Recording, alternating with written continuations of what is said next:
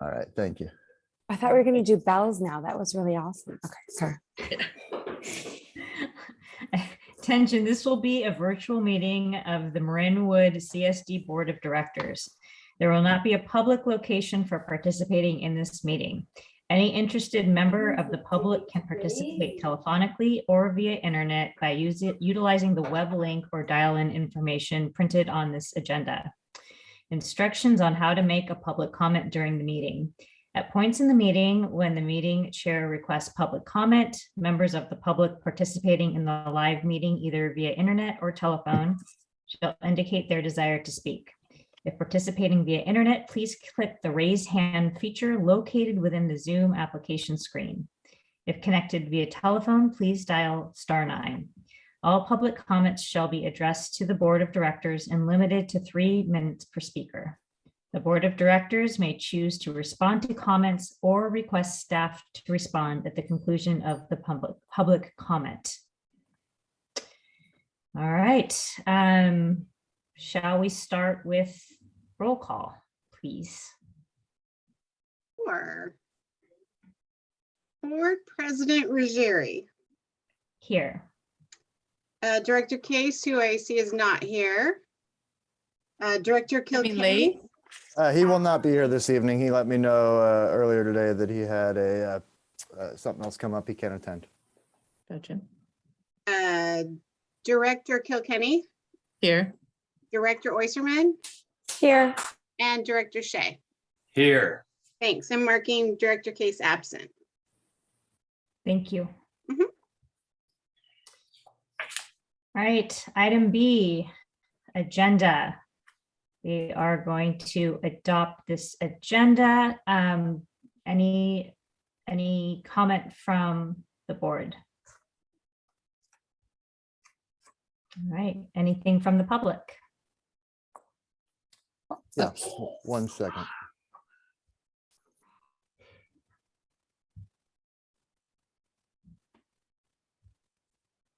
Stephen. Good evening. Can you hear me? Yes. Yeah. Okay, yeah, a couple things on the consent calendar. I'm Stephen, glad. we're at the agenda. Oh, Do you the wanna- agenda. Oh, I'm Yeah. sorry. I don't have any comments on the agenda. All right, we'll get back to you. Okay. All right, moving on to, I do have one comment. Sorry. Oh, go ahead. Since Director Case isn't here, we shouldn't move the discussion about the bylaws again, right? Eric, what do you want to do? That's up to you guys as the board. I'm okay to move it again if we want to wait till all of the board members are present. I just think because the point was there was questions that new board members were having, and it would Yes, be silly to, yeah. yeah, we'll table the bylaws discussion. Okay, the so next we're board gonna approve agenda with the amendment that we're removing the, Which, I'm E4. sorry, thank you. yeah, E4, correct. All right. Thank you, Director Oyserman. So moving on to next item, consent calendar. Do we have a motion to approve the consent calendar and tabling item E4 for when Director Case is present? I'm sorry, Lisa, I don't mean to interject, but we're getting 2 different agenda topics in the same thing here. So ultimately, because you're tabling you're changing the agenda, you should probably take a vote on changing that, and then move to the consent calendar. I'm sorry. Okay, thank you. Yeah. I learned something new every day. Okay. All right, so first we have a vote on amending the consent calendar. Move Yeah. to adopt the agenda minus E4. I'll second that. Thank you. Any comment from the board? Oh, wait, we don't do comments here. Anything No, from the public on the consent calendar? No, there was not. No. You can Okay. just, Agenda. yeah, Okay, on the Okay. agenda. Yeah. okay, got it. You want to All vote? right. So we vote? Board Yes. President Ruggieri, Aye. Director Kilkenny, Yes. Director Oiserman, Yes. and Director Shea. Aye. Got it. Thanks. Okay. So now we're moving on to the consent calendar. Yes. Okay. Sorry. All right. Move to approve the consent calendar as it stands. I'll second. All right. Anything from the public? Yeah, 1 second. Stephen. Yes. With regards to the consent calendar, I think these remote meetings are great, but as soon as practical, I believe Marinwood should fall in line with other jurisdictions and continue them, but also allow for people to come in to the community center and participate. And I think that would be a rather simple thing. All you basically need is another terminal available for people to speak. The second thing is the election.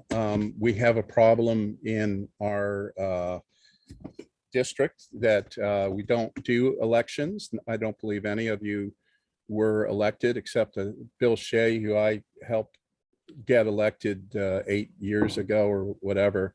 And while you're resolving to hold an election, I think you need to also make a commitment to publicize the fact that elected positions are going to be available this fall. With regards to specific items on the consent calendar, I note that last month, I think we thought we were at the end of paying out for our construction costs, and I noticed there's another $100,000 bill, or maybe not. Maybe that was in the last one. I don't recall, but it's a fairly sizable amount, and I'm just wondering when we're going to get to the end of paying our contractor for the maintenance project. So perhaps we could get some information on that. That's all I have to say. Right. Thank you, Stephen.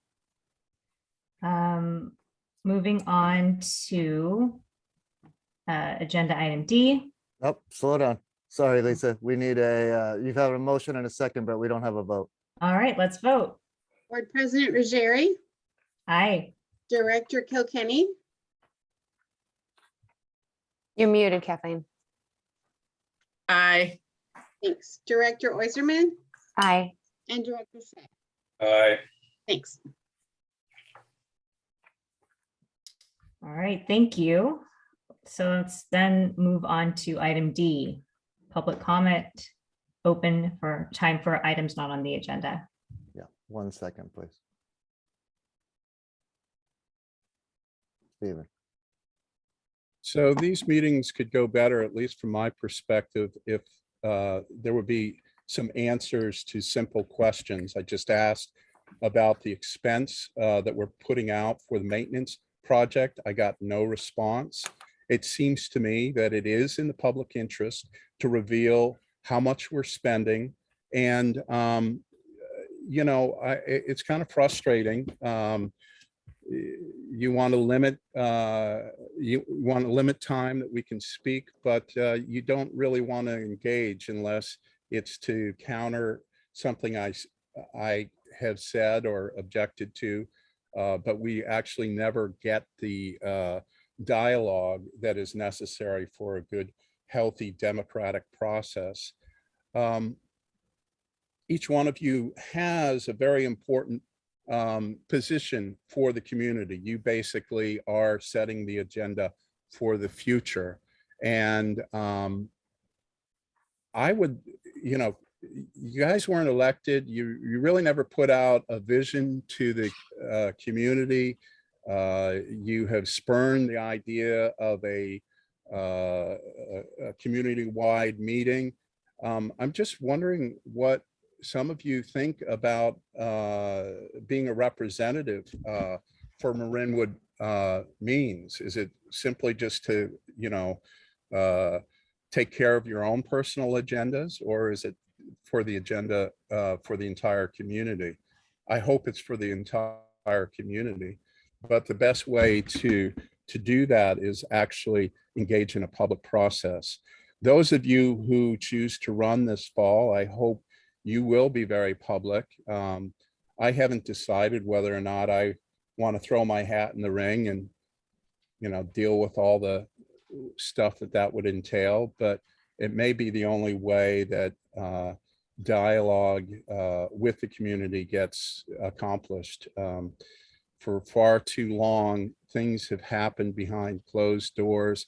It's gotten worse in recent years as there has been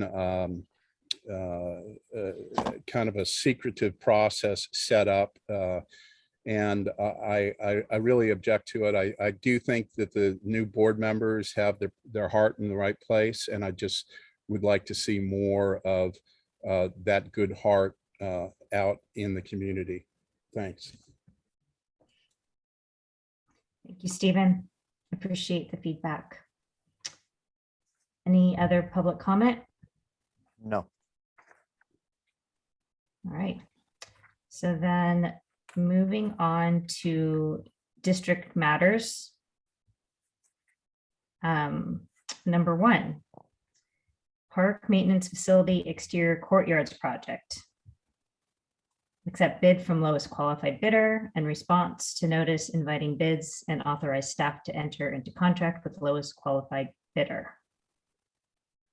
Yeah, I can take this from here if you'd like. I tried to give you guys a fairly detailed staff report on what this was.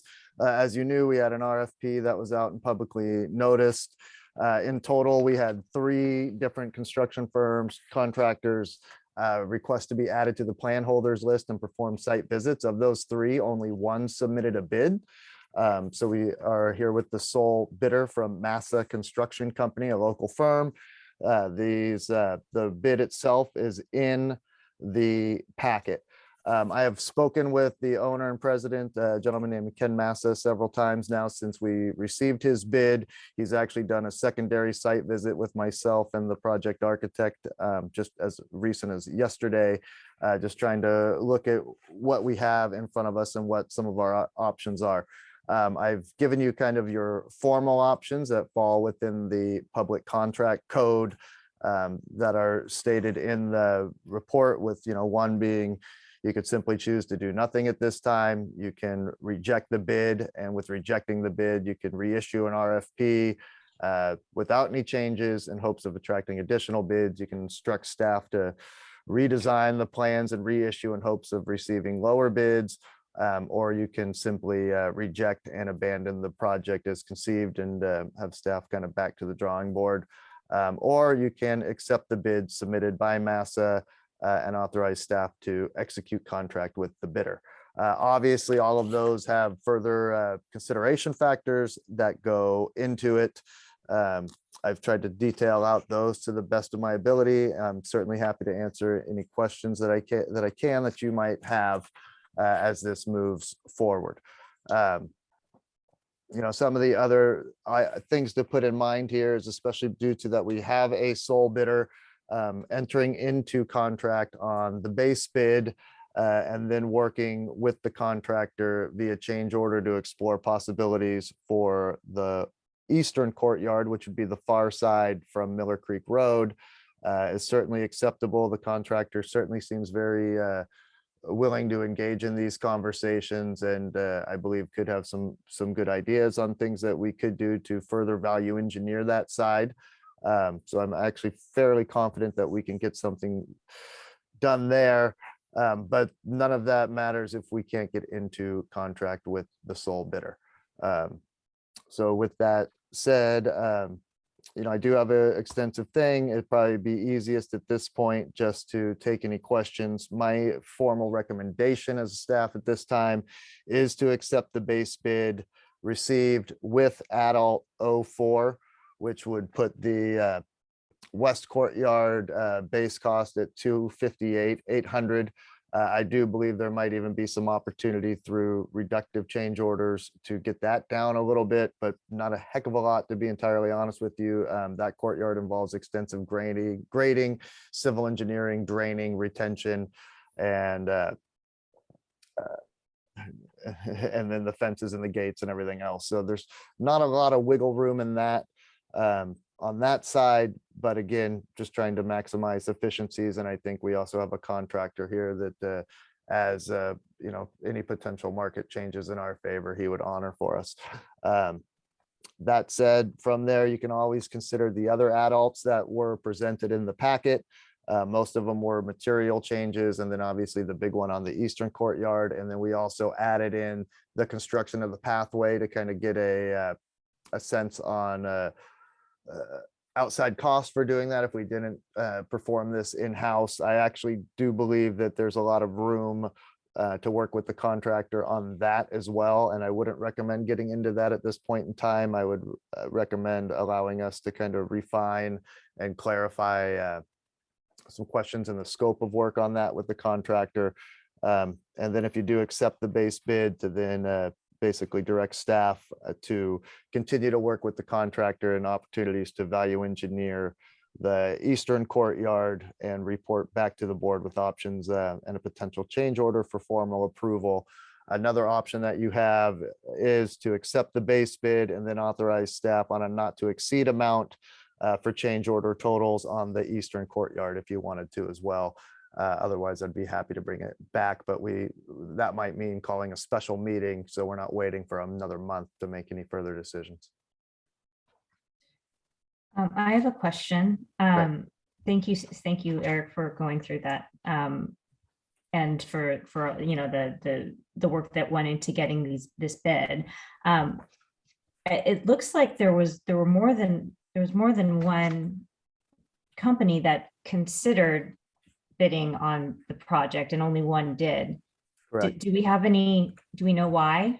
I don't know why. I was actually surprised when the bid deadline came and we only got the one bid. I haven't reached out to the other two firms that were on the plan holders list to inquire as to why they didn't eventually submit a bid. I actually got calls from a couple of subcontractors that were contacted by one of those companies just with some clarifying questions. So no, I don't know why. I just think that, construction is busy, labor is short. Skilled labor is even in shorter supply right now, and that reduces the capacity of overall firms. This isn't a large project.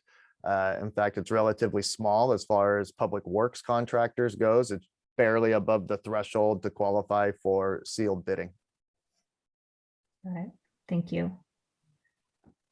And then I guess another question I had was, did we have a budget in mind when we went into this originally? I know that this is probably more than what we were expecting, but what's the delta?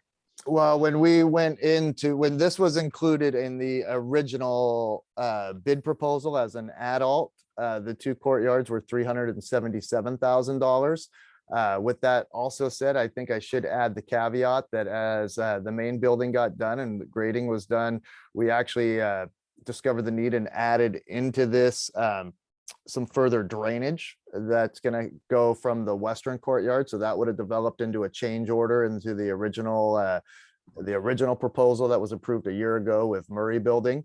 That would have certainly pushed that up probably, easily closer to the 400,000 mark. In that time, I have done some research. I was actually just reading an article yesterday that was in the Business Times that showed, I believe it was a 21% increase continuing from April of 21 to April of 22 in the overall costs of construction. When we decided a year ago to put this on, we were optimistic that the construction market would stabilize and ideally cost of materials and things would come down. There's just been a lot of global events that continue to drive prices up, and there is still a shortage of skilled labor. And that's one thing I've heard from a lot of contractors is it's hard for them to take on multiple projects at a time right now because they don't have the skilled labor available to them. Thank you. Other questions, comments from the board? Go ahead, Siobhan. So would it be worthwhile before, I mean, we need to make a decision on what we think about this, but would it be worthwhile to reach out to the other companies? I mean, probably the answer is just that they don't have the I don't think we can. staff.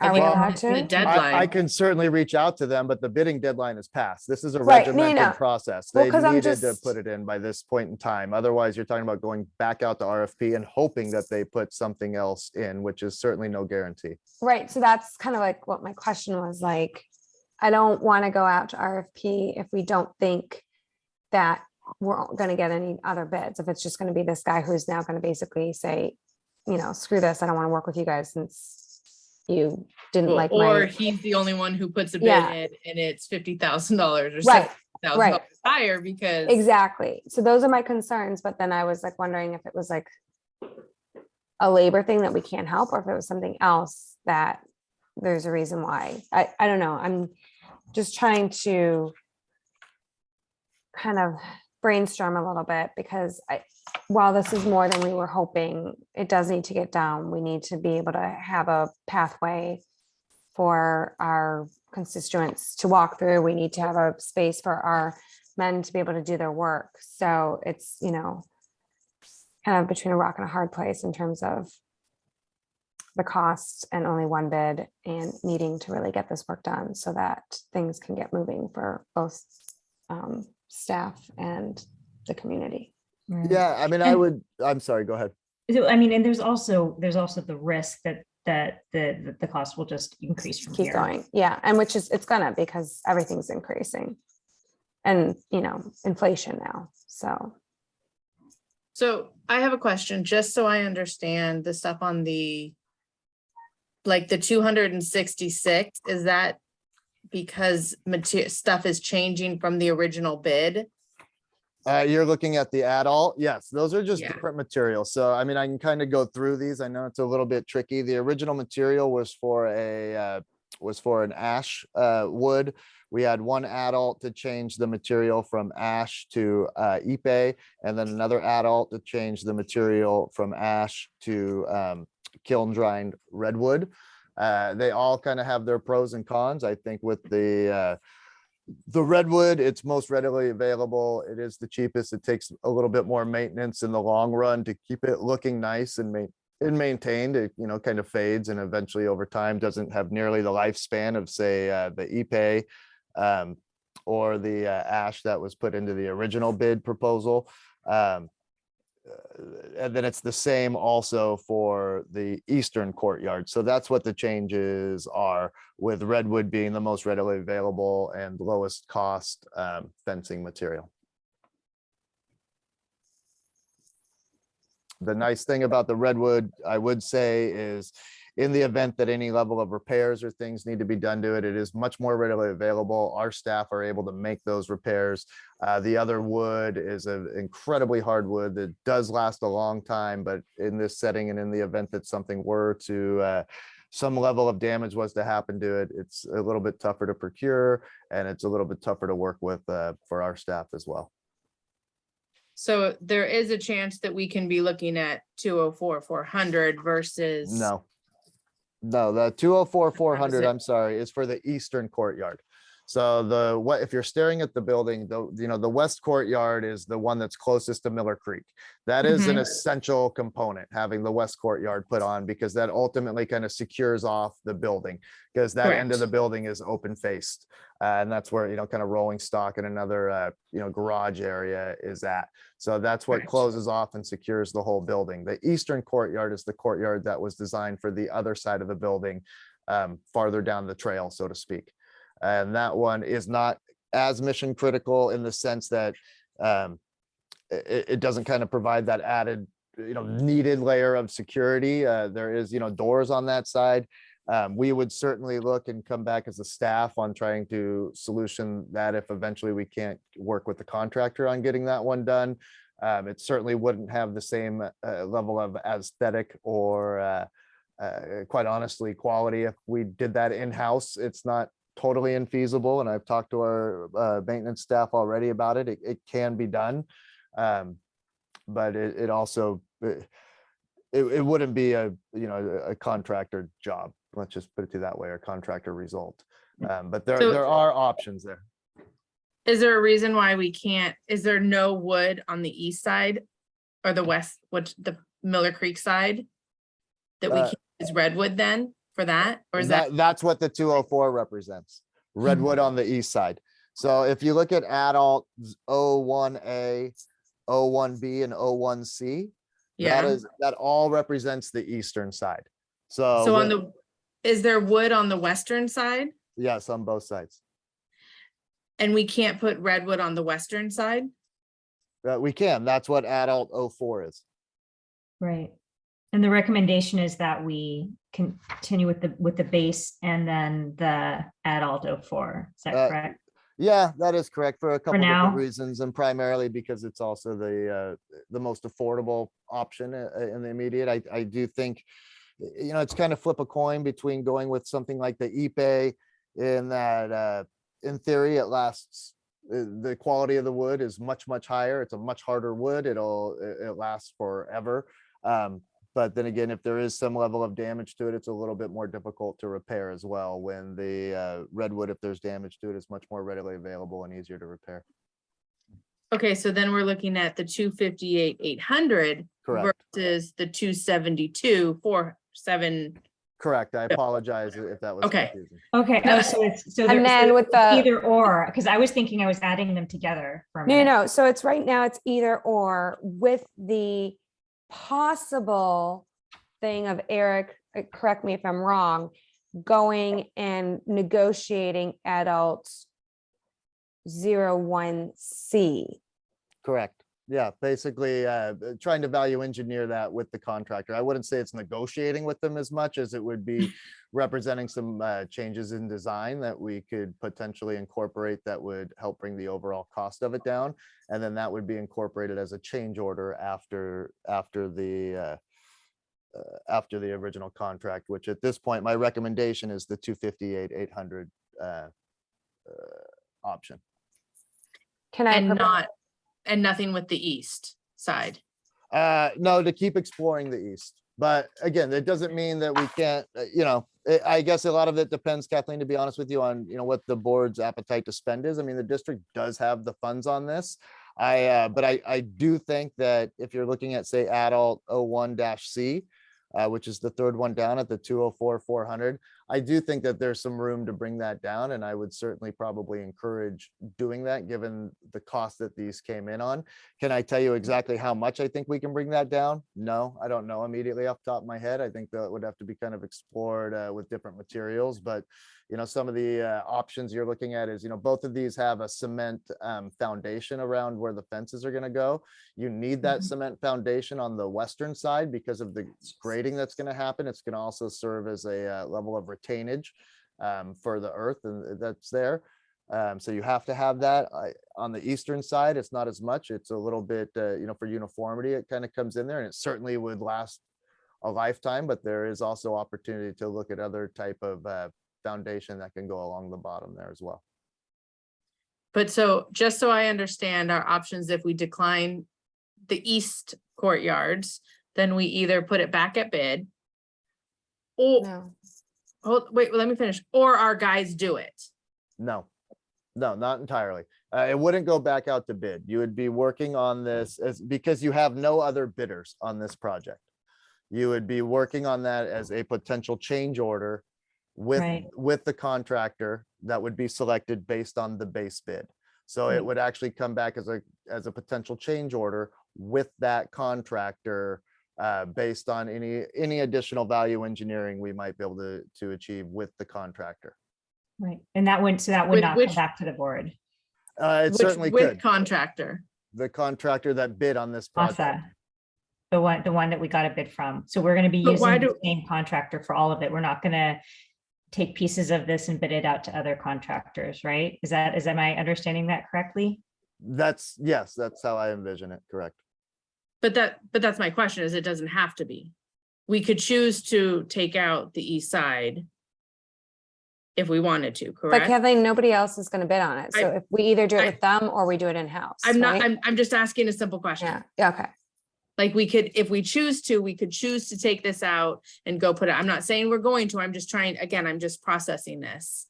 And then, or if we, and then if we choose not to put it out and we decline it from this builder, then we possibly have our guys do it. Correct. And it may not be, from what Eric said, looking the same as what the Western.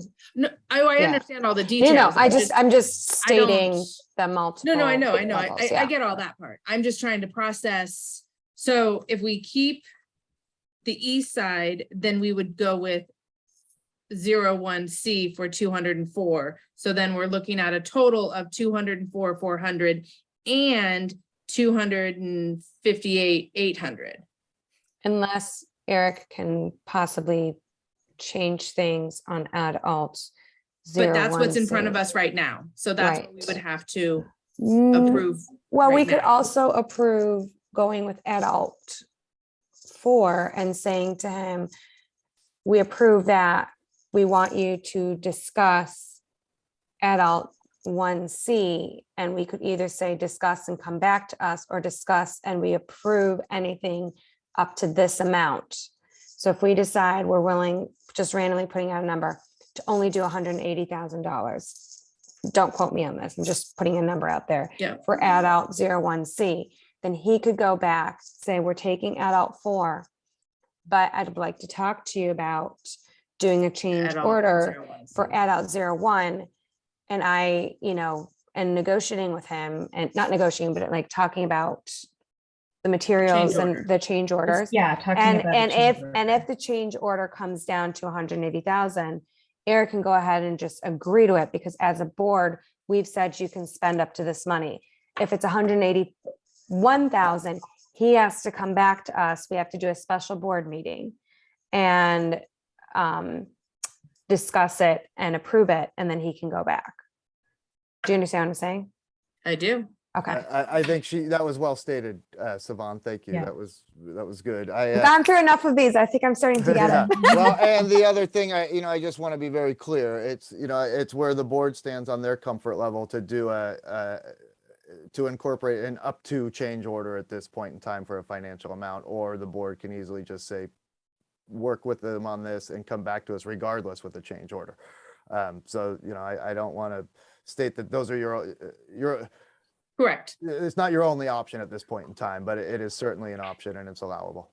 Now, I do have a question. If we do say yay to alt 4, go talk about change order, for alt 1, would that delay work being done? No. Okay, so it wouldn't like prolong it. It would No. just, okay. I just want, because that's also something that is in consideration, because the longer the work's going on there, the more time that the public can't use that area properly and the guys are not able to do their jobs properly. Right. So, yeah, so if we put a budget on any augmentation to alt 1C, that can also, I think, make it more expedient from a process perspective, right? But it's not necessary. Yeah, okay.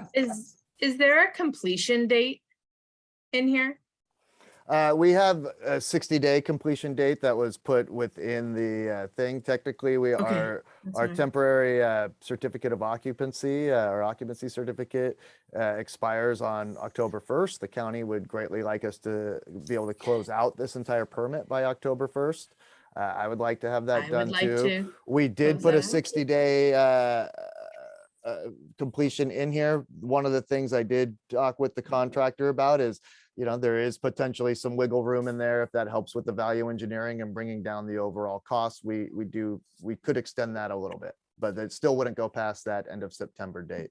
So if you're looking at, June 14th right now, July, August 14th, roughly. So then you could be pushing it more into closer to the middle of September. If allowing that then allows him to reduce cost on the overall project, I think that would be well worth it.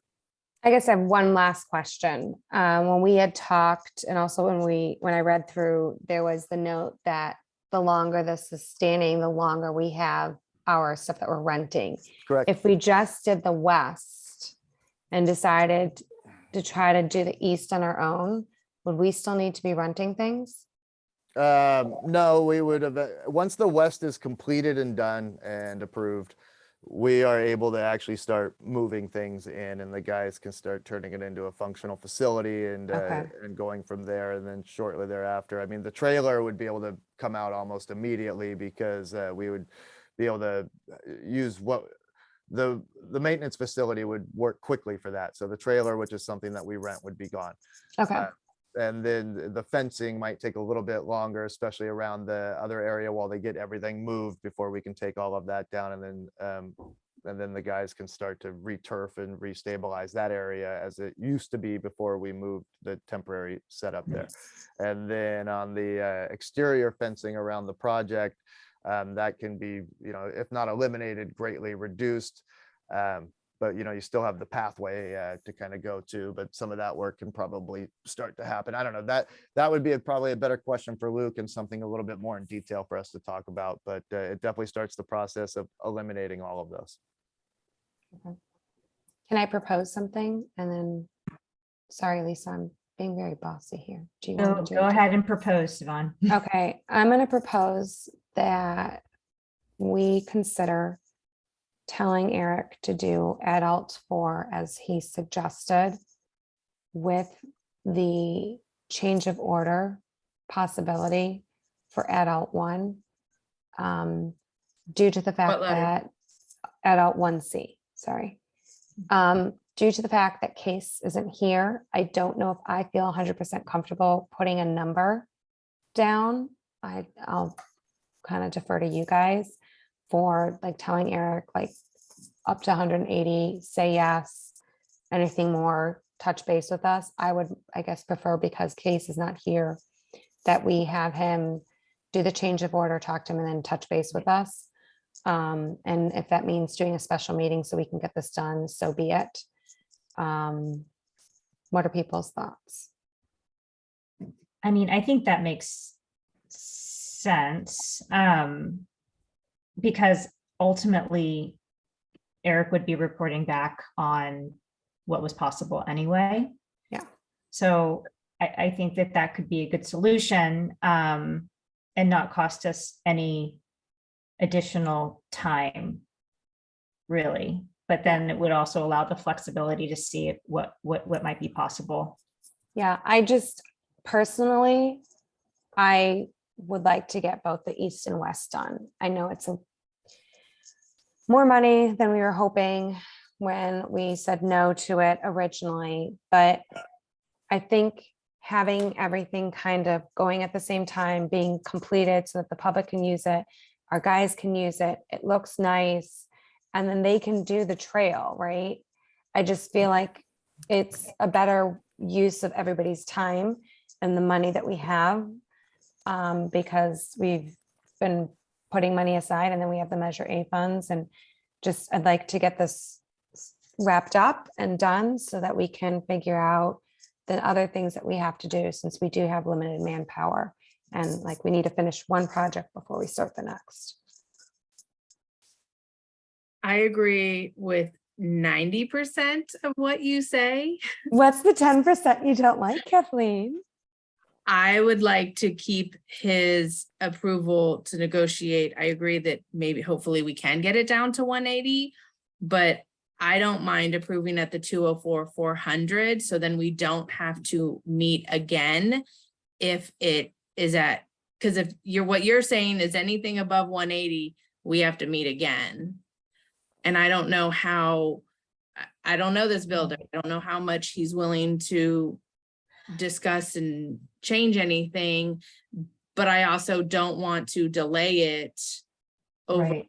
$25,000. Well, I don't think Siobhan wanted to put a number on it, right? Because Case isn't here to, Unless Eric right? talked to Case and Case had said to him he was good with both of these numbers. I want, it's a substantial, I understand that for contractors, this isn't a big number, but for our district, it's a big number. And I want to make sure that we have all of our board members being able to say yay or nay on these additional alts.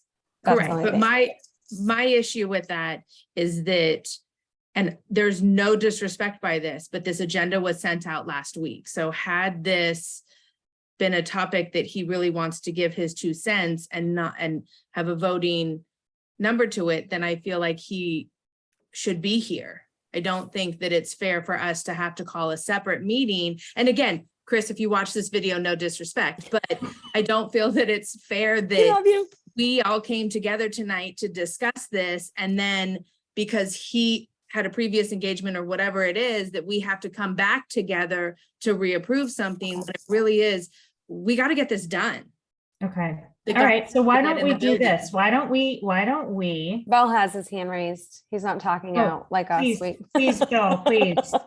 I'm Yes, just Bill. I'm biding my time.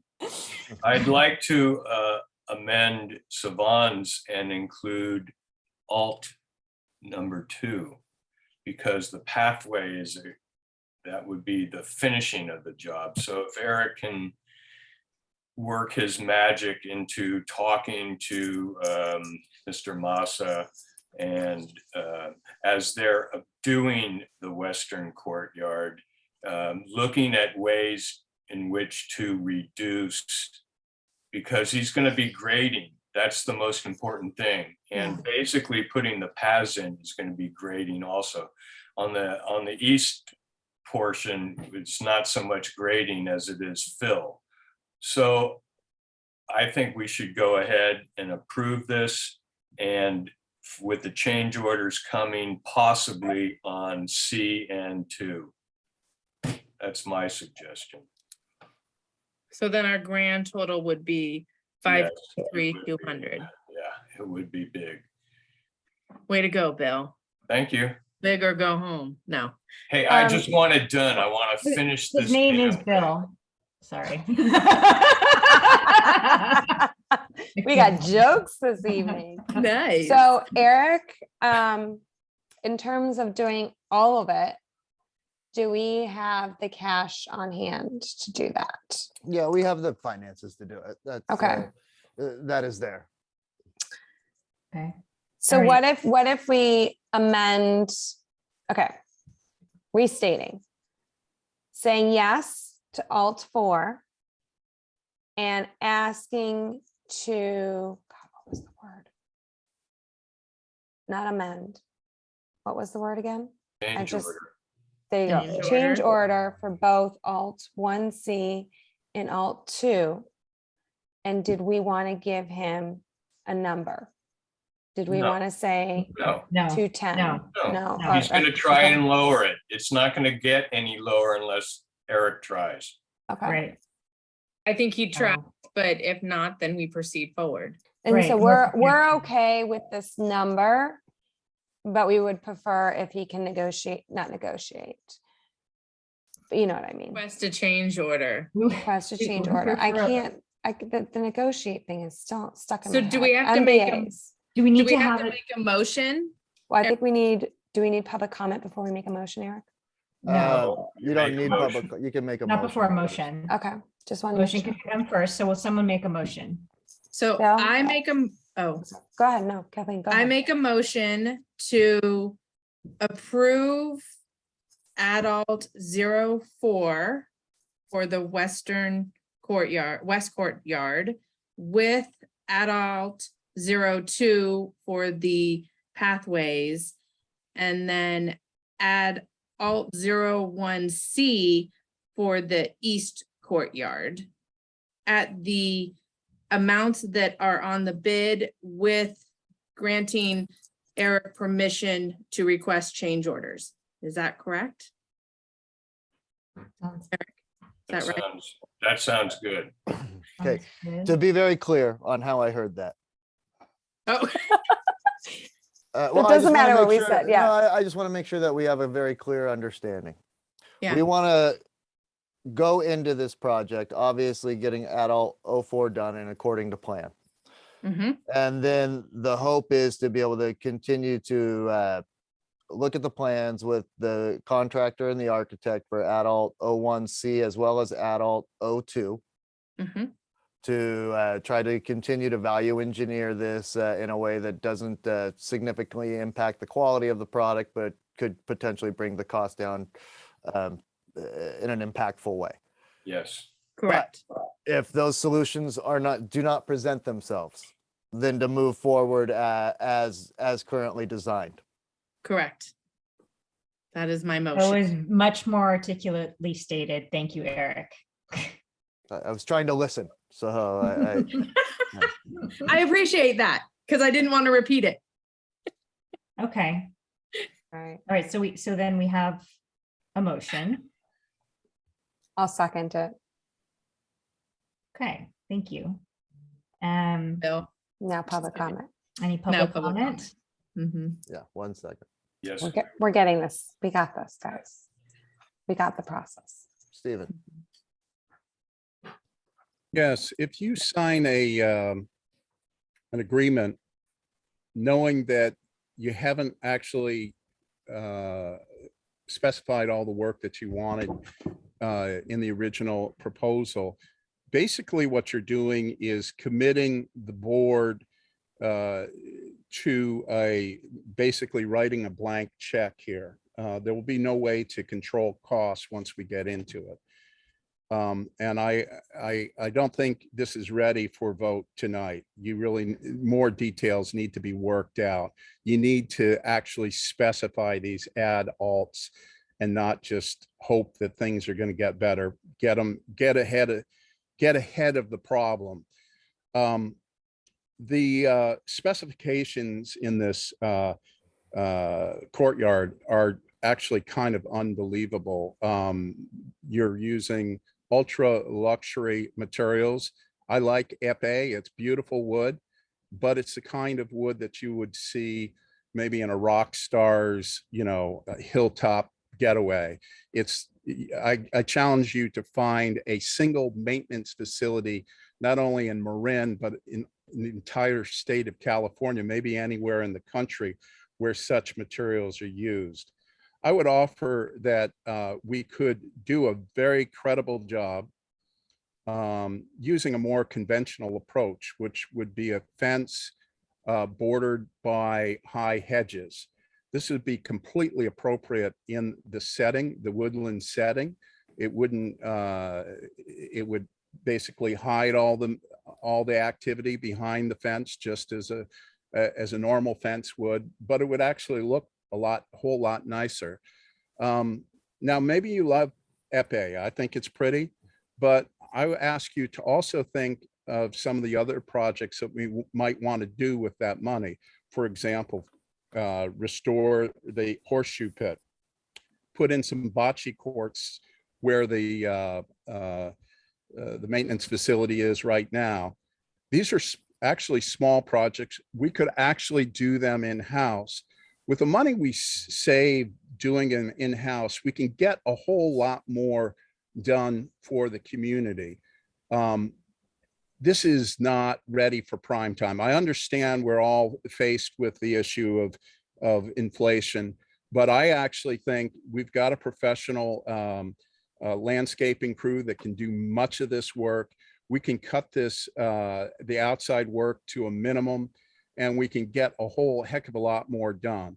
I do think that we need additional staff with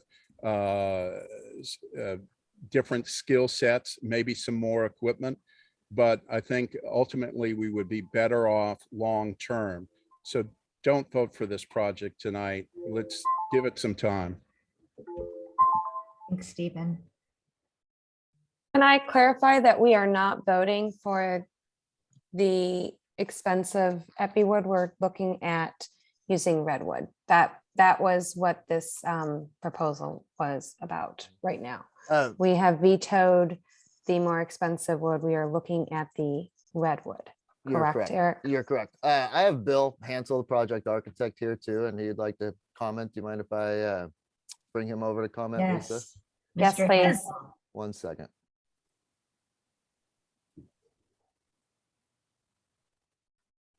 Bill, Hello, can you hear me okay? Yeah. Yes. Great, directors, thank you. Okay, well, it's just a little bit hard to, listen to the person who, corralled a small group of people to delay this project by a few years, which tripled the cost, and now we face these increases. The general managers address the inflationary factors, correctly, and it's really a shame, but we're seeing that across the board, and frankly, it's just not going to get better. I did want to point out a couple of additional things to you. Since last year, when that original bid was put in, we did take the opportunity in this bid to already value engineer a few things. The original structure of the fencing had a greater number of posts for greater stability, so I spaced those out a little bit further. We reduced the dimensions of the rolling gate and tried to give a little bit more information on that. Obviously included these different wood types to give you some perspective on those costs. Despite the fact of taking those cost-cutting measures, we're still faced with this. And I just kind of wanted to harken back to years ago when we embarked on this journey of having all of the public engagement.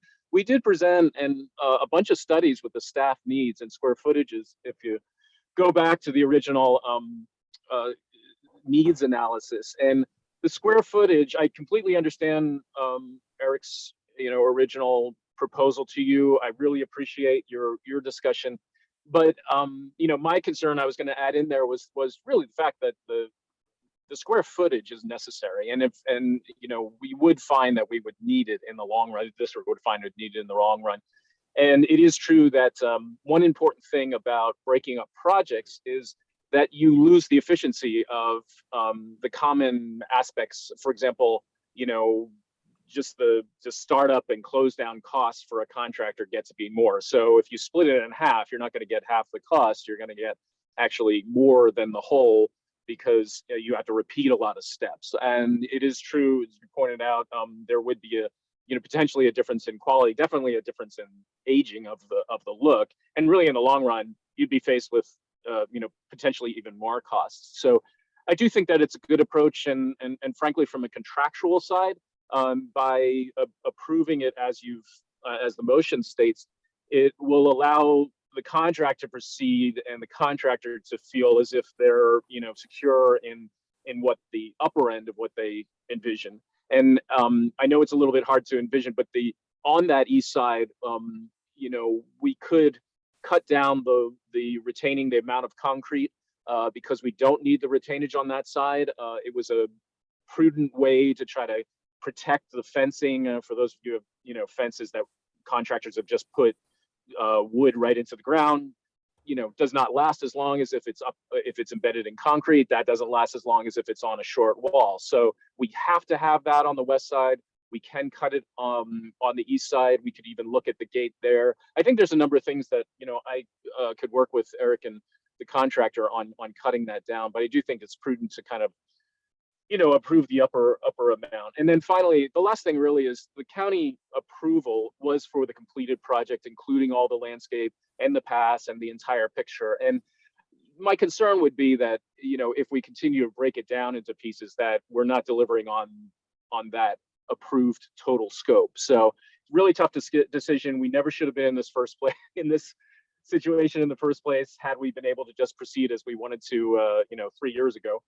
But it is what it is, and I think when it is done, you will see the public really enjoying the finished building and the landscaping. It's also important to note, as Bill made a really good point about the final grading, the existing grading, there was a lot of dirt excavated and it was piled up against the temporary fence, and that really needs to be completely spread out and spread around, and the project will not be done until all of that is accommodated, and that affects the path. So it'd be terrific despite the cost to be able to get all that stuff done. So anyway, thanks for your time.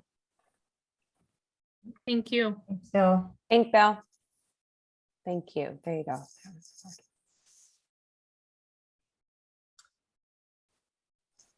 Does anybody want to amend anything, or should we just go for a vote? What do you think, Lisa? I think we go for a vote. Okay.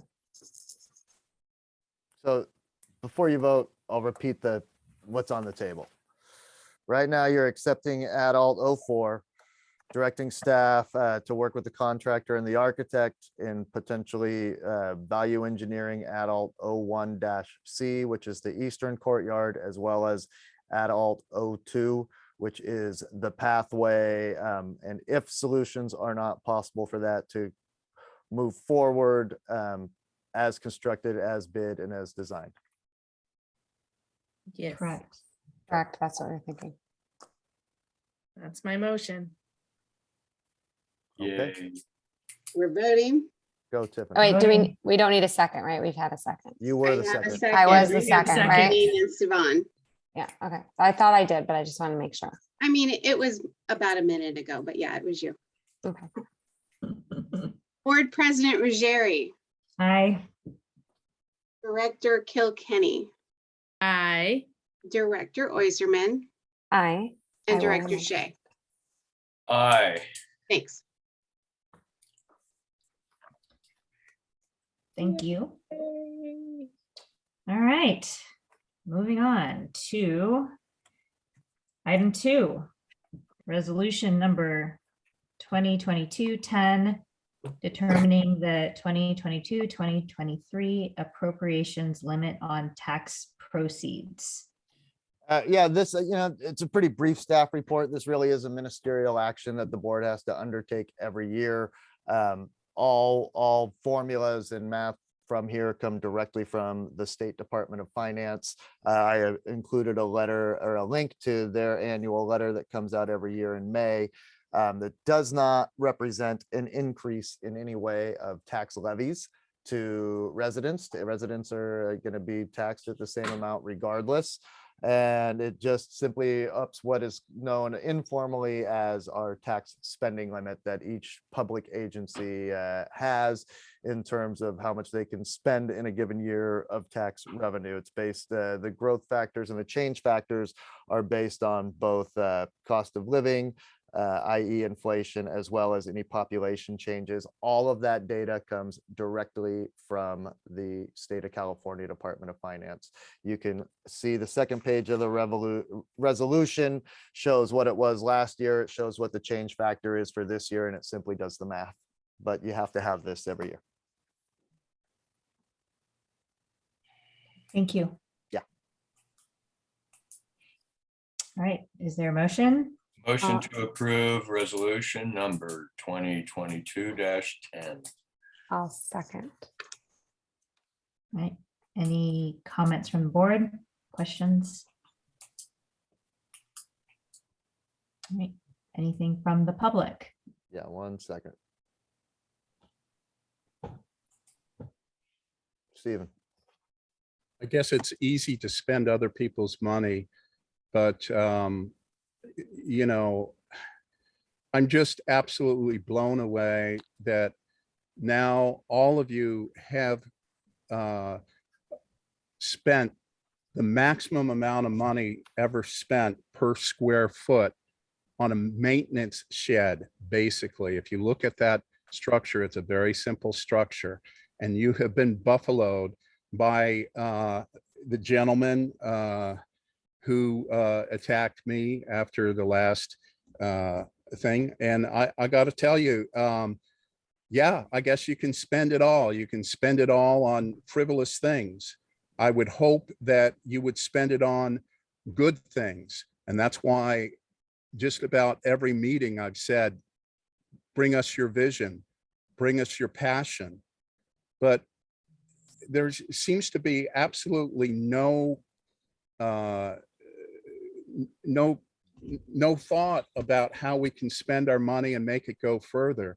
So yeah, appropriate yourselves all the money to spend, but please consider the vision that you're creating, the future that you're creating. You're creating debt for the community, and you know, what is the value? Why does our open space look so scruffy? Why don't we have money for trails? Why don't we have money for just basic maintenance? It's not because of the money, it's because of the spending.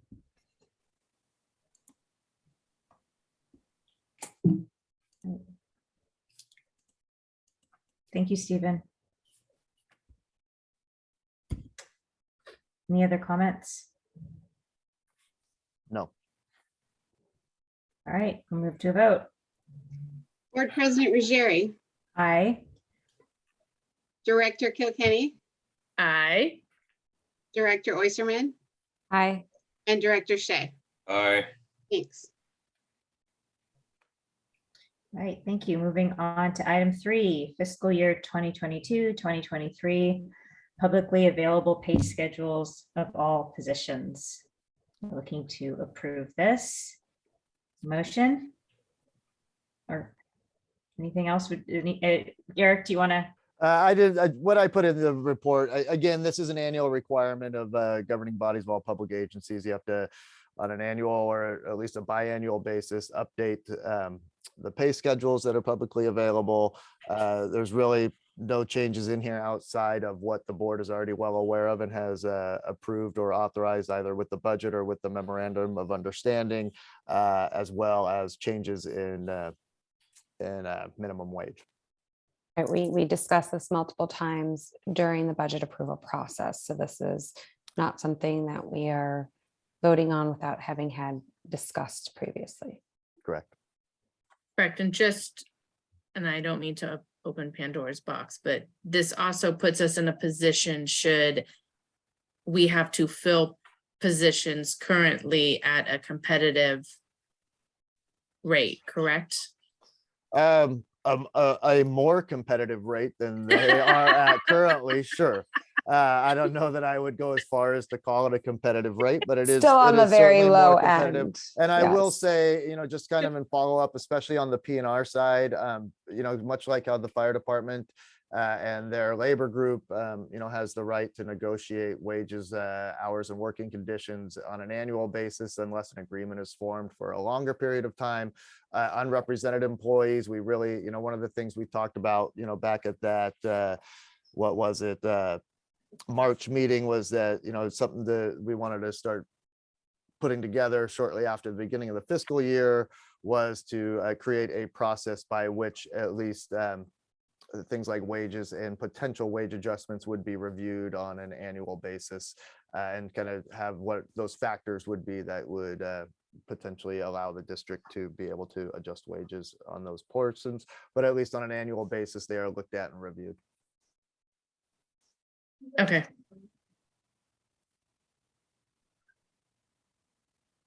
But again, nothing here isn't what was already included in the budget that was approved in May and wasn't already thoroughly discussed at that meeting in March, or when the memorandum of understanding with the firefighters was approved back in October.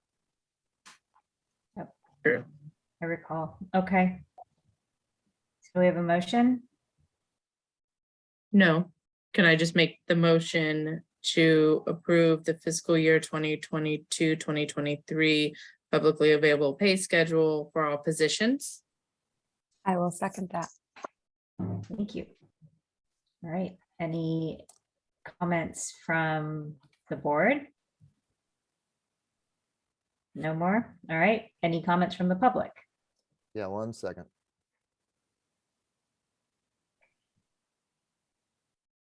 Stephen. Yes, our employees deserve competitive wages, and our public deserves competitive services rendered. I don't want to.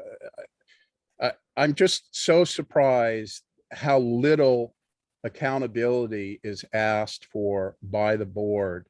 I've been to other meetings with other municipalities, and they're much more rigorous in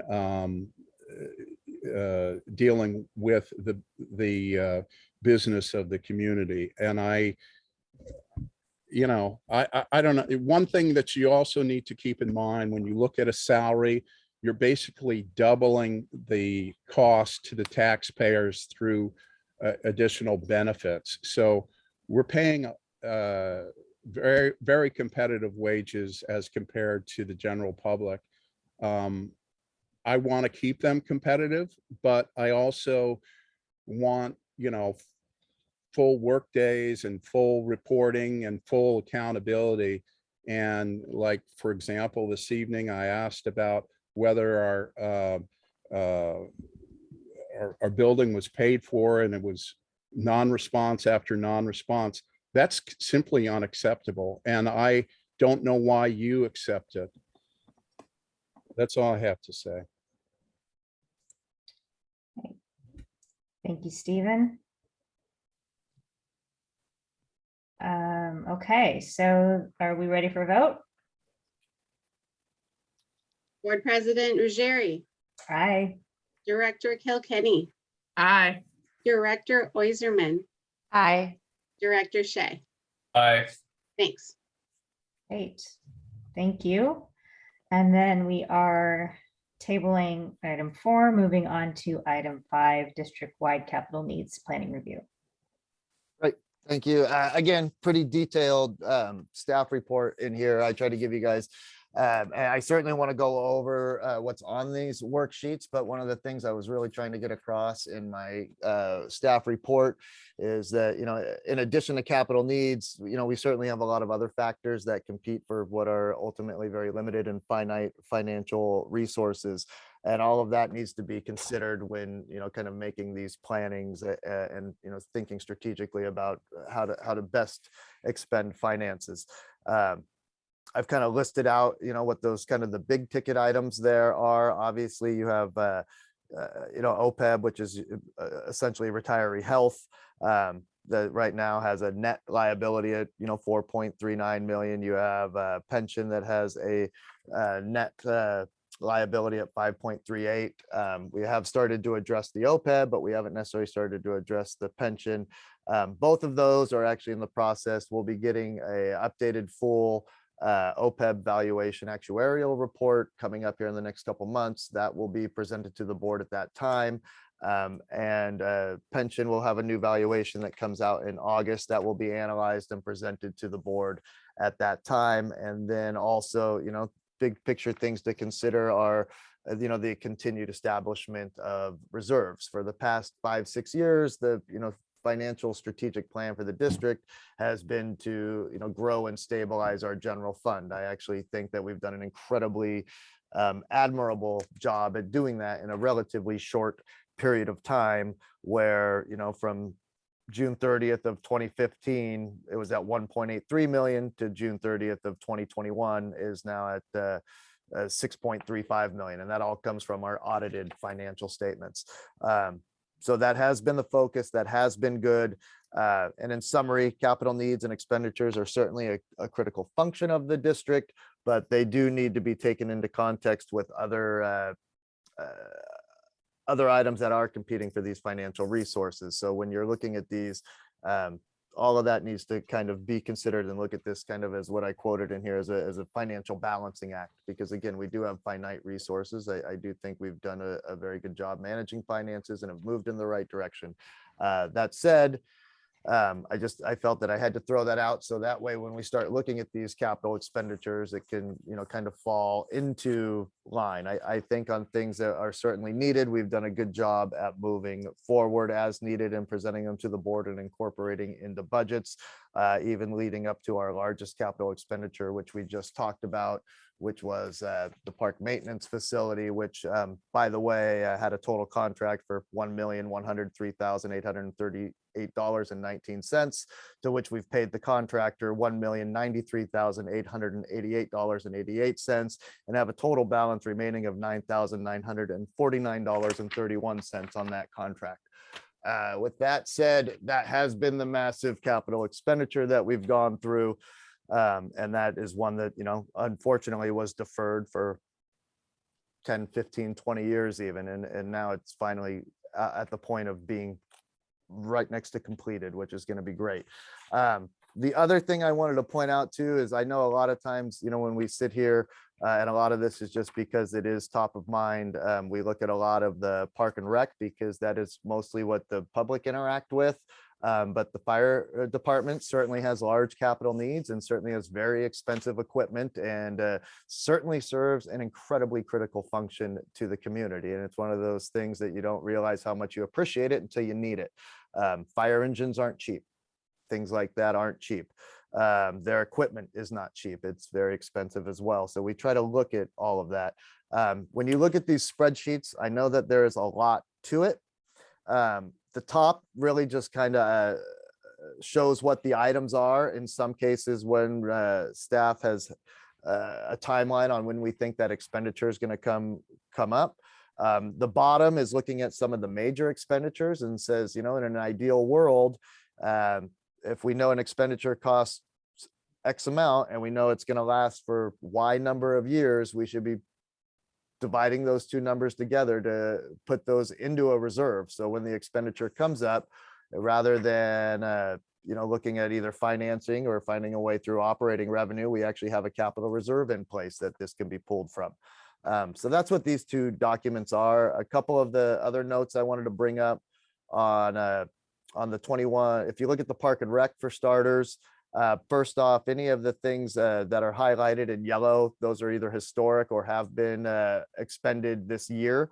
The ones that are highlighted in light green, obviously, were also Measure A funded expenditures. Thankfully, it looks like Measure A is going to pass with flying colors. So we can expect to be getting more revenue and to be able to offset some of these expenditures coming up. Some of the ones for next year, it's highlighted in green at only $45,000 for the play structure replacement. If you read the note on the side, that's actually the portion that the district is required to contribute towards this. Grant funding is picking up another $177,000 of that project.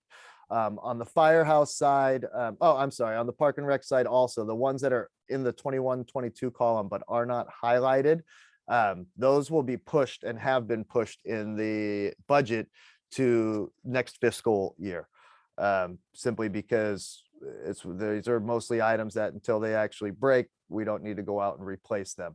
And while we have an estimated life and we figured that this would be the year, they've hung on. One of the big things I do want to push and notice on the fire department side is there certainly is a need in that building to do some modifications within the building that are specific to both gender and ADA compliance.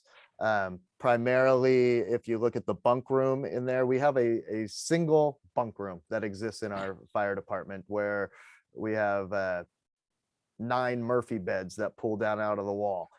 So essentially when they go to bed, they all sleep in a dormitory style room. We have one of the oldest active fire departments in the county. I could tell you that that's not, while that used to be common practice in the day, it's really not common practice anymore to have that type of a sleeping arrangement. Chief White and myself have gone through there. I've talked to them. One of the projects we certainly want to look into potentially for next fiscal year is doing some non-load bearing framing in that room and being able to take that room and create 3 separate sleeping spaces. In the event that we have a female hire and we hire a female firefighter, we do not have a good setup for that right now, given the fact that everybody sleeps in one room and we don't have a lot of privacy in there. There's also some updates that need to be done to the bathroom areas, possibly another door installed there so that one of the sections can be also a little bit more private, not to mention the tile in the showers is going to need to be replaced relatively quickly. So there is some work coming up to that probably with not this coming fiscal year, but by the next fiscal year that's going to need to get completed. By all means, Chief, chime in if there's anything I kind of missed on that. This is not an action item for the board. This is really something so that the board does understand that staff are constantly looking and thinking and talking about this. This is not a new document. This is something we've had in place for a long time. We revisit it as needed, and at a minimum, always take a good hard look at it as we start moving into every year's budget process and the creation process. So we do have an eye on this. We are certainly keeping up on what needs to happen. All staff are being incorporated into this process. So this is an active process. Thank you for, Yes, thank you. Go ahead. I have one question just because I do. For the apparatus, for the engine, is it leased and then do we turn it back in? Because I know you mentioned we have to outright buy it and we pay it over all those years. No, when you can see the remaining lease payments on there, we will own it at that point in time. It's just the type of financing was called a lease. That when you do these in municipal financing, it's not like going down to the car dealership and taking out a loan for it. It's essentially a loan, but it's just a different financing vehicle. So then in 3 years when it's paid off.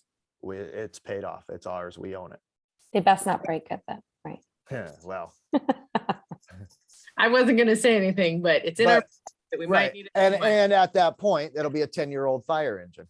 Yeah. And, fire engines aren't necessarily Toyotas that run for 25 plus years. So I think Chief White could probably attest to that. They're a piece of equipment that gets heavy and hard use.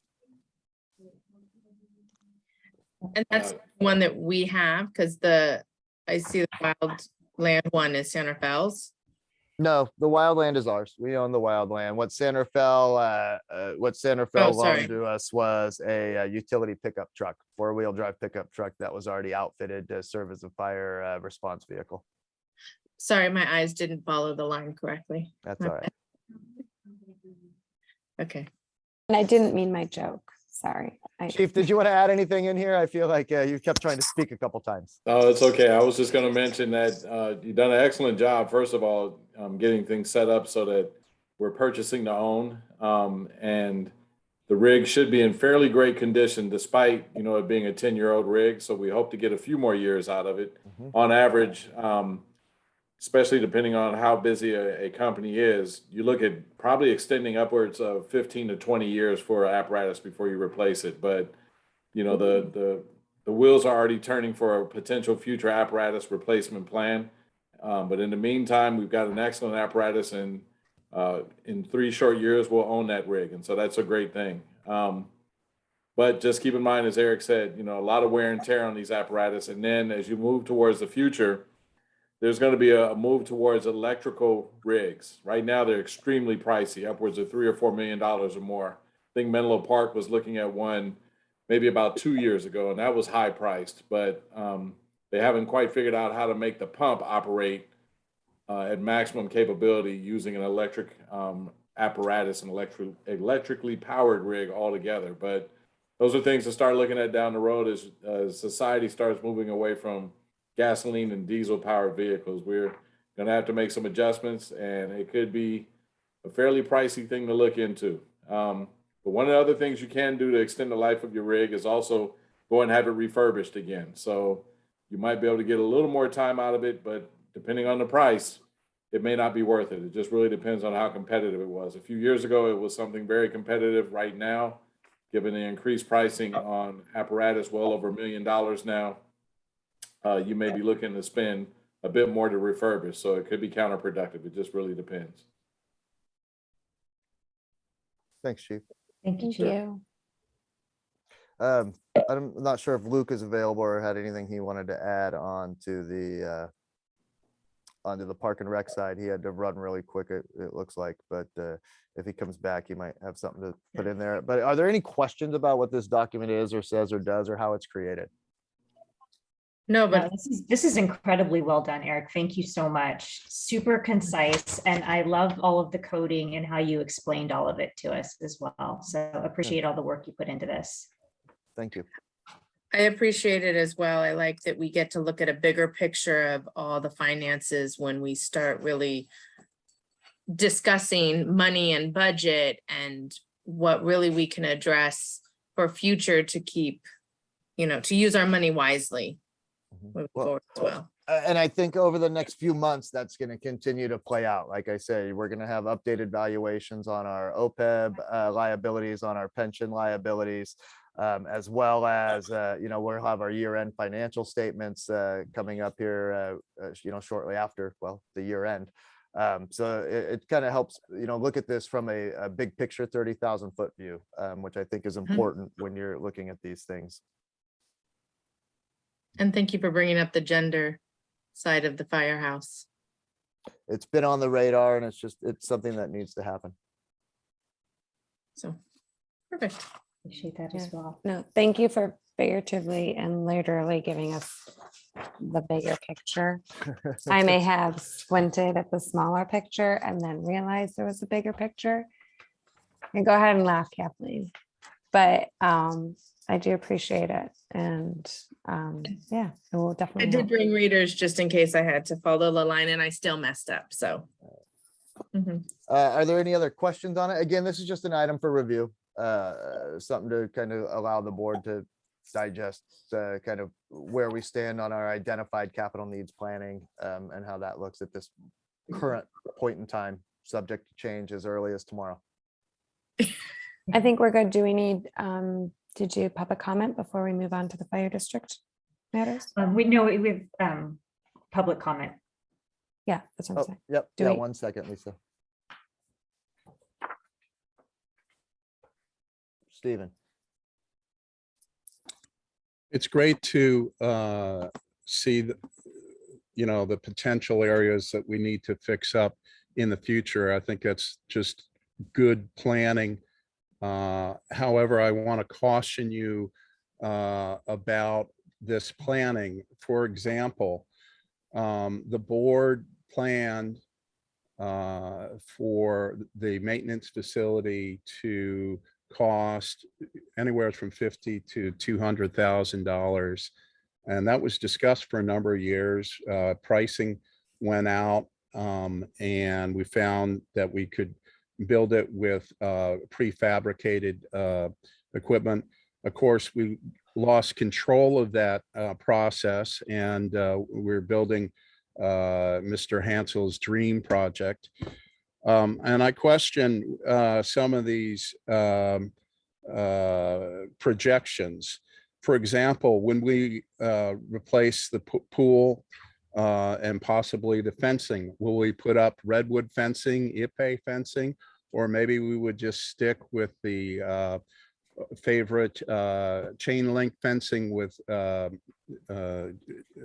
shrubs behind it like we have now?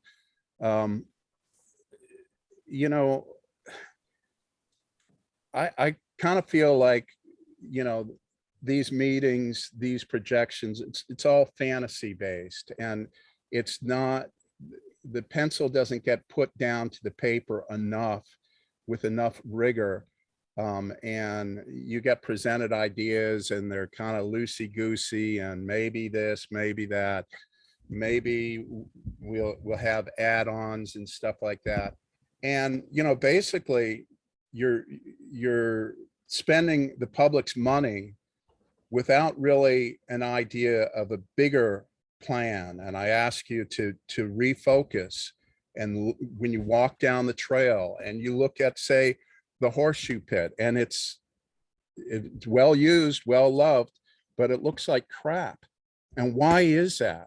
And the reason why is there's no vision, there's no managerial discipline to maintain that area. And this board really, I think, can do a lot better. And I think you would feel a lot better about your contribution if your ideas can be put into place. So anyhow, let's talk about the future, but let's not forget we live in the present. Great. Thank you, Stephen. Any other public comment? Yeah, 1 second, please. Bill. Thank you.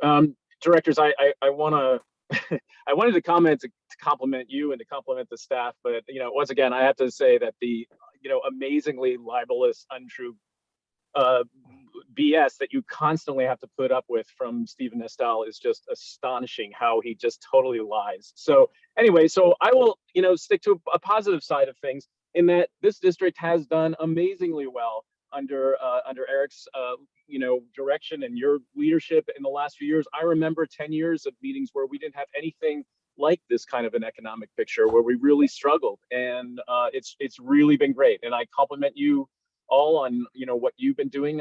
I will say that part of my time I spend now managing a fire district. I've been doing that for a year and a half. I previously managed a fire district for a year down in Muir Beach. I do really appreciate the attention, your attention to the fire station issues, because it's something that I was aware of a long time ago on the board. But I will say things like the accommodations, really need to be addressed. It's not just a matter of doing the right thing. It's also a matter of liabilities. That the district would face if we were sued for not having the proper facilities and proper accommodations. That goes for accessibility, it goes for gender, kind of across the board. And I've spent the last year focused on fire station design and fire stations because my district that I manage is undergoing a plan to do a seismic renovation, which frankly is about 25 years out of date. And in 1997, there were concerns that were raised about, similar things to what we have. There was the seismic issue, but there were things about accessibility and space for staff. It's really amazing to me that the staff can do the job that they do, not just the fire staff, but the management staff and the park staff. Walking in, to the offices that we have and the space we have, and it's really great that they do such a great job with such constrained quarters. And I know the challenge of that directly, as I said, from the last year. I've been looking at other stations. The district I manage is very, very similar. It's the exact same size as Marinwood. We have one station. We have a relationship with El Cerrito that's similar to our relationship here with San Rafael. So I really appreciate your looking forward to the future. And when these things come up, really understanding that we don't really have a lot of discretion. They have to be done. And I do compliment, the staff on the work they've done here. And we have had visions for quite a long time, and I know it's great to see that those visions continue, and you're all doing a great job. So thank you. Thank you, Bill. That's awesome. I appreciate that. So then I guess we can move on to fire department matters. Item 1, draft minutes of fire commission meeting June 7th. Director Kilkenny. Well, first I'd like to add that I was at the meeting for most of it, even though I'm not on the minutes. Eric. Oh, sorry. I will change that before it gets to be voted on. Just kidding. Thank you for attending, Director Kilkenny. Well, I did that's why I said most of it, because then I had to log off really quick. But so I really don't have anything to report from this meeting that I don't want to take away from the chief's wonderful report. So I don't really have anything to add right now. Thank you. Just that I was there. Okay. Right. Awesome. Well, without further ado, Chief, the floor is yours. Well, good evening, everyone. Director Kilkenny, I think you would have done an excellent job of summarizing the activity, so feel free next time. Can I stop for just 1 second, Lisa? I'm really sorry here, but if we're still on the minutes, we need to take public comment on the minutes before you move on to the chief report. Oh, I'm sorry, Chief. I didn't mean to cut you off. It's okay. pardon me. Public comment on the minutes. Yeah, 1 second, please. Stephen. Thank you for the report, which unfortunately we didn't really get much information about what is going to be discussed. I'm sure Chief White will have more information for us, but it's unfortunate that we do not have detailed reporting on our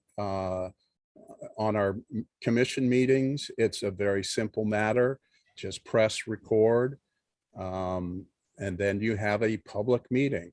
I don't know why people want to be secretive. Perhaps they want to be unaccountable, but that's not correct.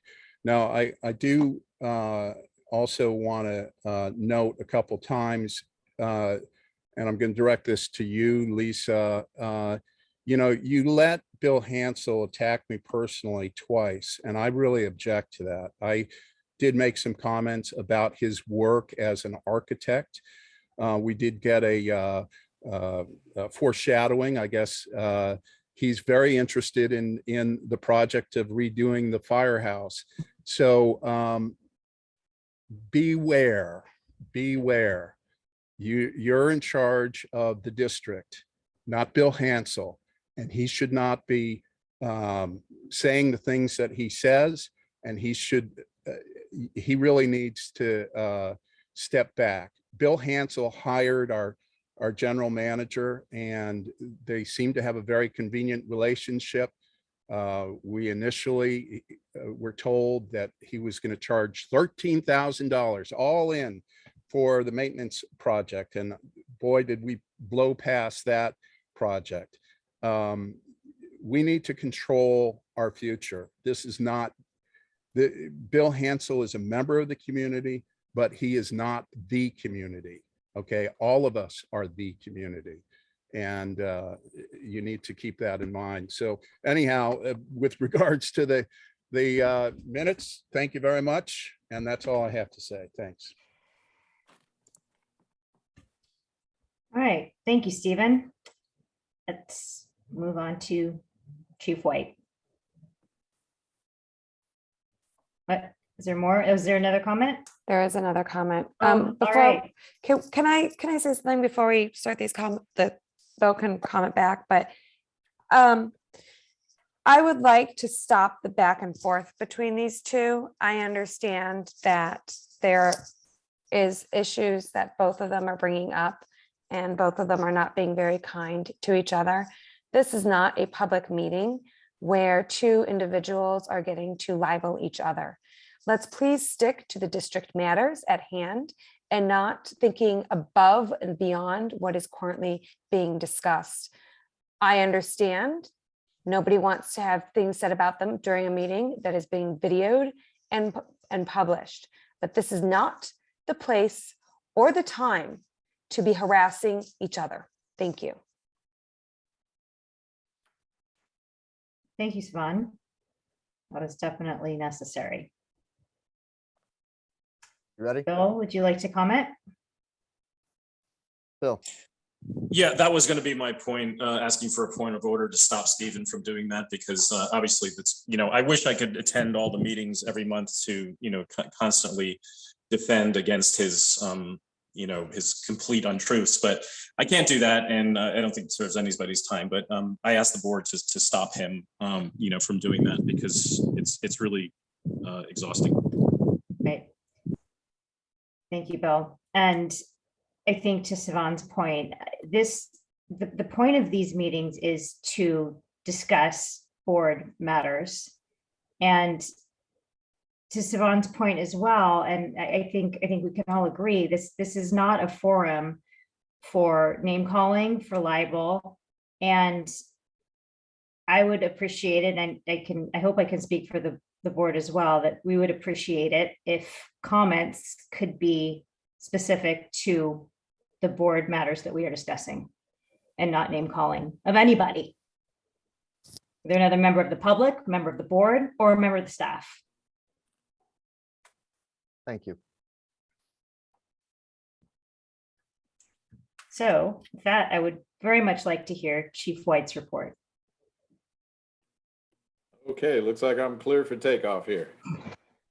No pun intended, but I just saw Top Gun on Sunday. It was an excellent movie, better than the original. So anyway, moving forward to MWPA, Executive Director Mark Brown and Ann Krelock took the fiscal year 2022-23 work plan before the Board of Directors on May 19th, and it received approval.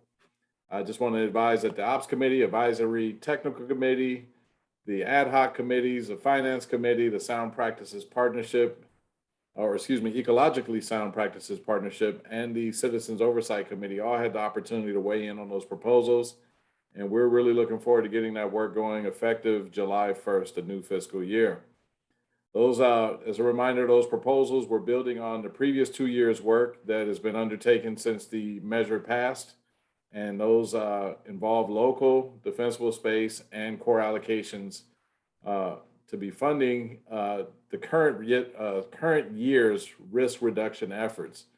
Those projects will continue to center around the shaded fuel breaks and non-shaded fuel break areas, some educational landscaping that we're looking to put forward to the community, direct assistance coming from the Fire Foundry, not AmeriCorps this year, goat grazing, and evacuation route management and vegetation clearance. And so with that, a lot of activity already underway.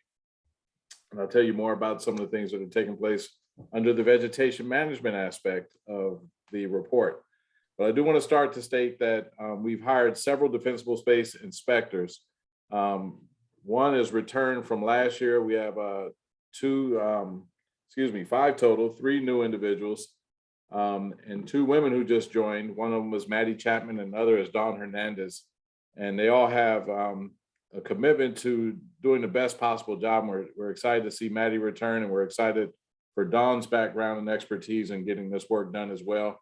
And the newer inspectors include Trevor Bloom and Jack Goggins, who are using tablets in the photos that were provided here, tablets and clipboards as they go about taking photos and getting inspections done in various areas of the community. The inspection staff conducted inspections on Idleberry Road and nearly all the homes are back up to open space, and they timed those inspections so that the work could be done in advance of the Fire Safe Marin Chipper Days that are upcoming. So hopefully all of that's working in succession as planned. Recently, one of the inspectors, Brendan Clifford, I believe it was, went to Commissioner Pascal Carcenti's home, and Commissioner Carcenti wanted to make sure I understood how great the service was that he received from that particular inspector rather. And so he made comments and just said he really appreciated the interaction he had with Mr. Clifford during the inspection. He found him to be very knowledgeable and passionate about wildfire risk, and he really felt like it was a great interaction with him. So he just gave him credit for being a credit to the organization. So we've been really fortunate to have a lot of individuals who are getting that sort of feedback 90% of the time. Every now and then we get, somebody who has a concern or a complaint, but it's very seldom. So it's just, speaking to the quality and caliber of folks that are coming to do the work in our neighborhoods and communities. I also want to state that additional wildfire mitigation work has now been finished. Goat grazing in the open space areas and fire road mulching on Queenstone Fire Road are all now done, according to my staff. The Fire Foundry crews are also working to reduce risk in the neighborhoods, and that assistance, as I stated earlier, is kind of replacing the work that AmeriCorps crews have, historically been performing in the community. So we're fortunate to be utilizing local talent to get a lot of the similar work that we had been accustomed to getting from individuals who had come from volunteers from across the country, as an example, on numerous occasions. It's not to say that AmeriCorps won't be returning, but we're certainly fortunate to be able to utilize the services of some local effort through the Fire Foundry. And so there are some homeowners who have some very labor intensive or heavy lifts, if you will. And those Fire Foundry crews are doing a great job of trying to remove juniper and Italian cypress and some of the other vegetation that are on their property that would have been very expensive or very labor intensive to do. I did get a concern recently regarding one of the community members in Terra Linda who had some frustration with the direct assistance. And they stated that I believe there's stumps that were remaining, and those stumps kind of detracted from the overall look.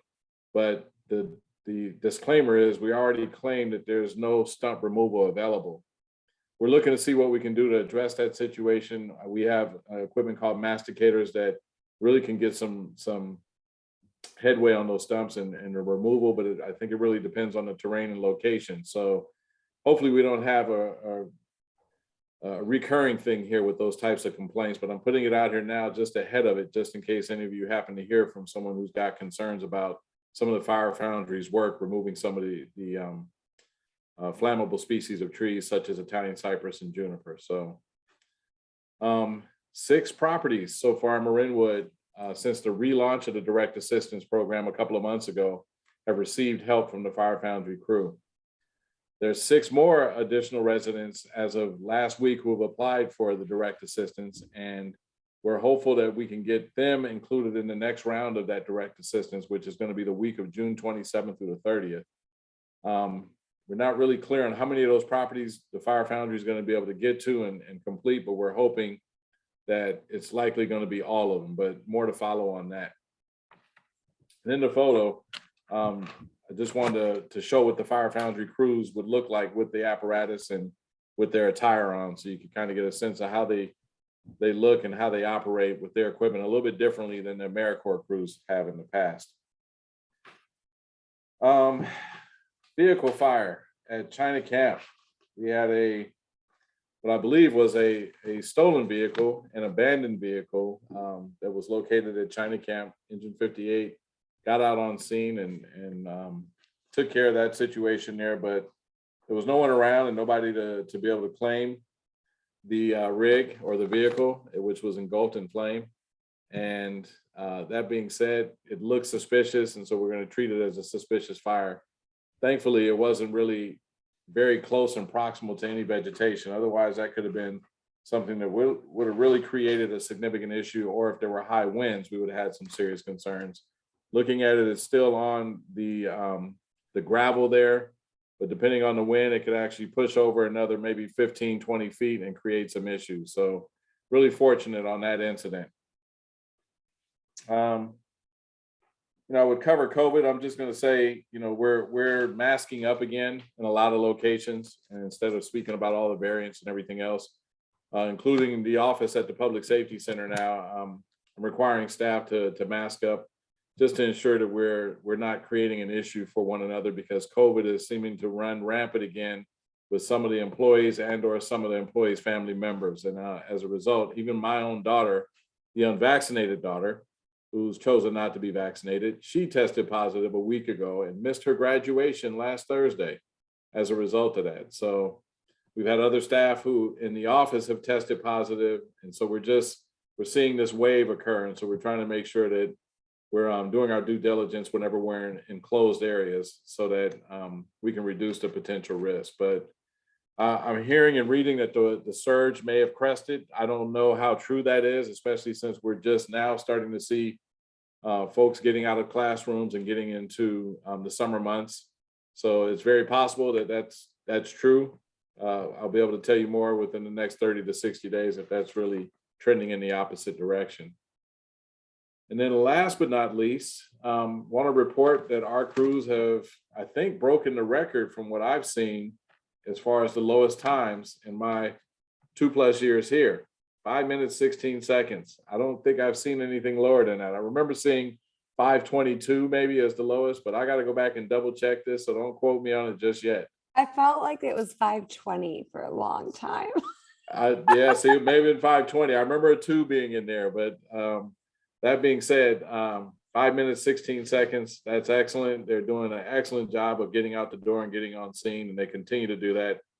They're probably one of the best, if not the best, I've seen in the region. And so this is something to really take pride in, on how our crews are being so responsive and so deliberate about getting out the station and getting on scene to give people who need assistance the opportunity to get it as quickly as they can. So just wanted to share that. And then last but not least, I want to thank the members of the community for all the work they've been doing to reduce vegetation. It goes without saying that all the projects that we have through the MWPA and all the work that's being done and supported by yourselves and community members themselves, if they hadn't been doing this work, then our footprint wouldn't look as good as it looks right now and wouldn't be moving in the direction we'd like to see it move in. And so I give credit to everybody recognizing full well that they have a role to play and a responsibility to help make sure that their own properties are using the house outward approach, but also doing so that their neighborhoods are ultimately safer. And in the event there's a a situation that erupts, my thought is, and this is maybe wishful thinking, but this is my thought, we won't need to evacuate because there won't be a widespread incident because everyone's done enough to protect their own properties that there's not really a need to evacuate. Maybe a warning is the extent is that it goes to, but not an actual order.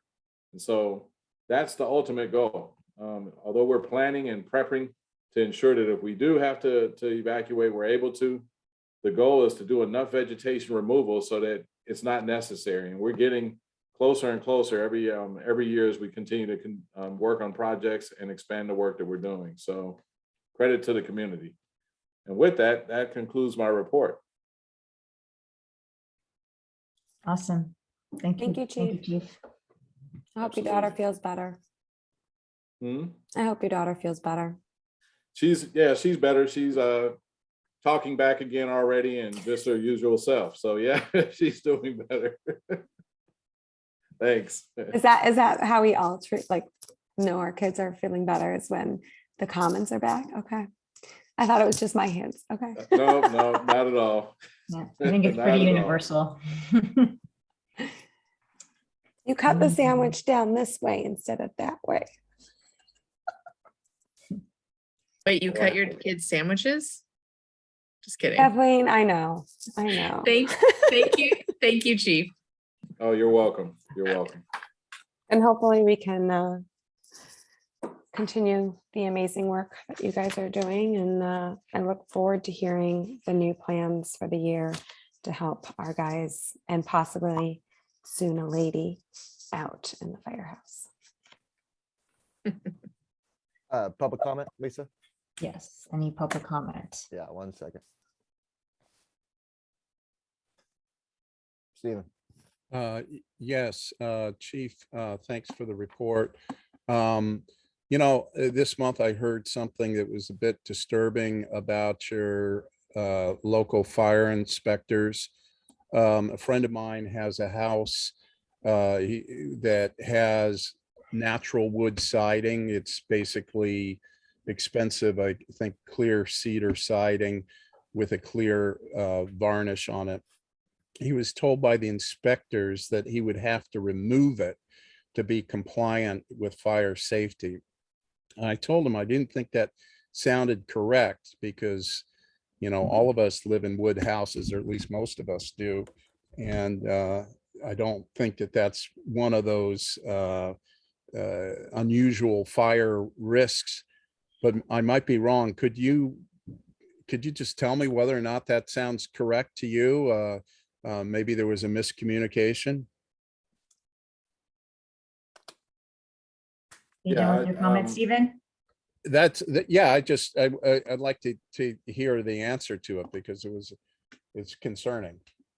It almost sounded like you mentioned there was a varnish on the surface of the wood, and that's something I'm not truly familiar with. But yeah, if there was a wood roof, then we certainly have a concern there, but not necessarily on the siding of the house. However, wood has actually been something that we try to veer away from for obvious reasons because it is potential or susceptible to flame.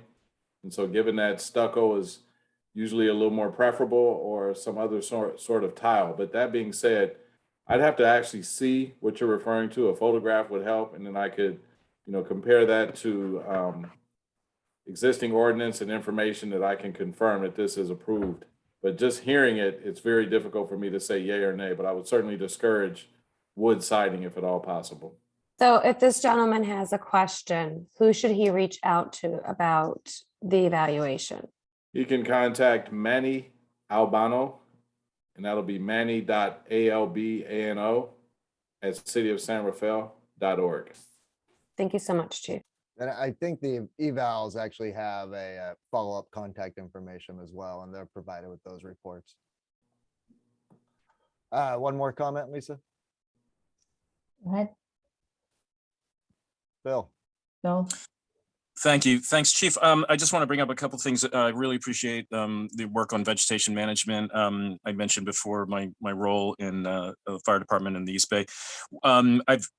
I've been fortunate enough to be a part of a whole bunch of Hills Emergency Forum, which is groups of different fire agencies, emergency agencies in the East Bay and the East Bay Hills. And the approach to vegetation management is very aggressive. El Cerrito, including Kensington, my district, we do inspections. We inspect all properties from the street. We issue notices. There's a whole process where we have repeated warnings. And then if the residences don't clear their manage their vegetation to the standards that the district set and that the city has set, then they're given notices for remediation by private contractors. And then we charge that work back through the tax system to those residents in those properties. And it's a system that really works because usually we have about 60 or 70 just in the Kensington community. That gets quickly down to about 5 or 6, or even we're able to, get those people to finally clean up when we sort of, threaten the tax measure. It is something that we talked about a long time ago and didn't really understand the mechanisms for. And now I've been a part of seeing how those mechanisms can work and the ordinances can work. And I'd love to see that in our community. I'll, mention specifically, it's on my mind because we have a house on Appleberry in the 600 block, which is looking very bad from the street. Again, we've been concerned about that one. I know there are others. I did want to ask a general question, which is, I'm not sure what the communication is with Marin Public Works in terms of the road clearing. It seems like this year on the north side of Lucas Valley Road against all of the, Marinwood properties, including mine, that is, the grass is getting pretty out of hand, and I would have thought by now it would have been cleared. And then the last question for you is really about the Waldorf School. And over the last, I'd say like 4 or 5 years, the school always had a practice of having sort of straw bales for various activities, which is great for their kids. But then they started to distribute it. Last year, they basically broke up the bales and distributed them all around their grounds and even into the what we call the coffee walks, the walkways that go into that property. Straw, and I think you would agree, embers catching straw and then floating into the air is not good practice. So I'd just like to ask if you would talk to Marin Waldorf about what they're going to do this year, and just keep an eye on that particular practice because it's not very safe. Thank you.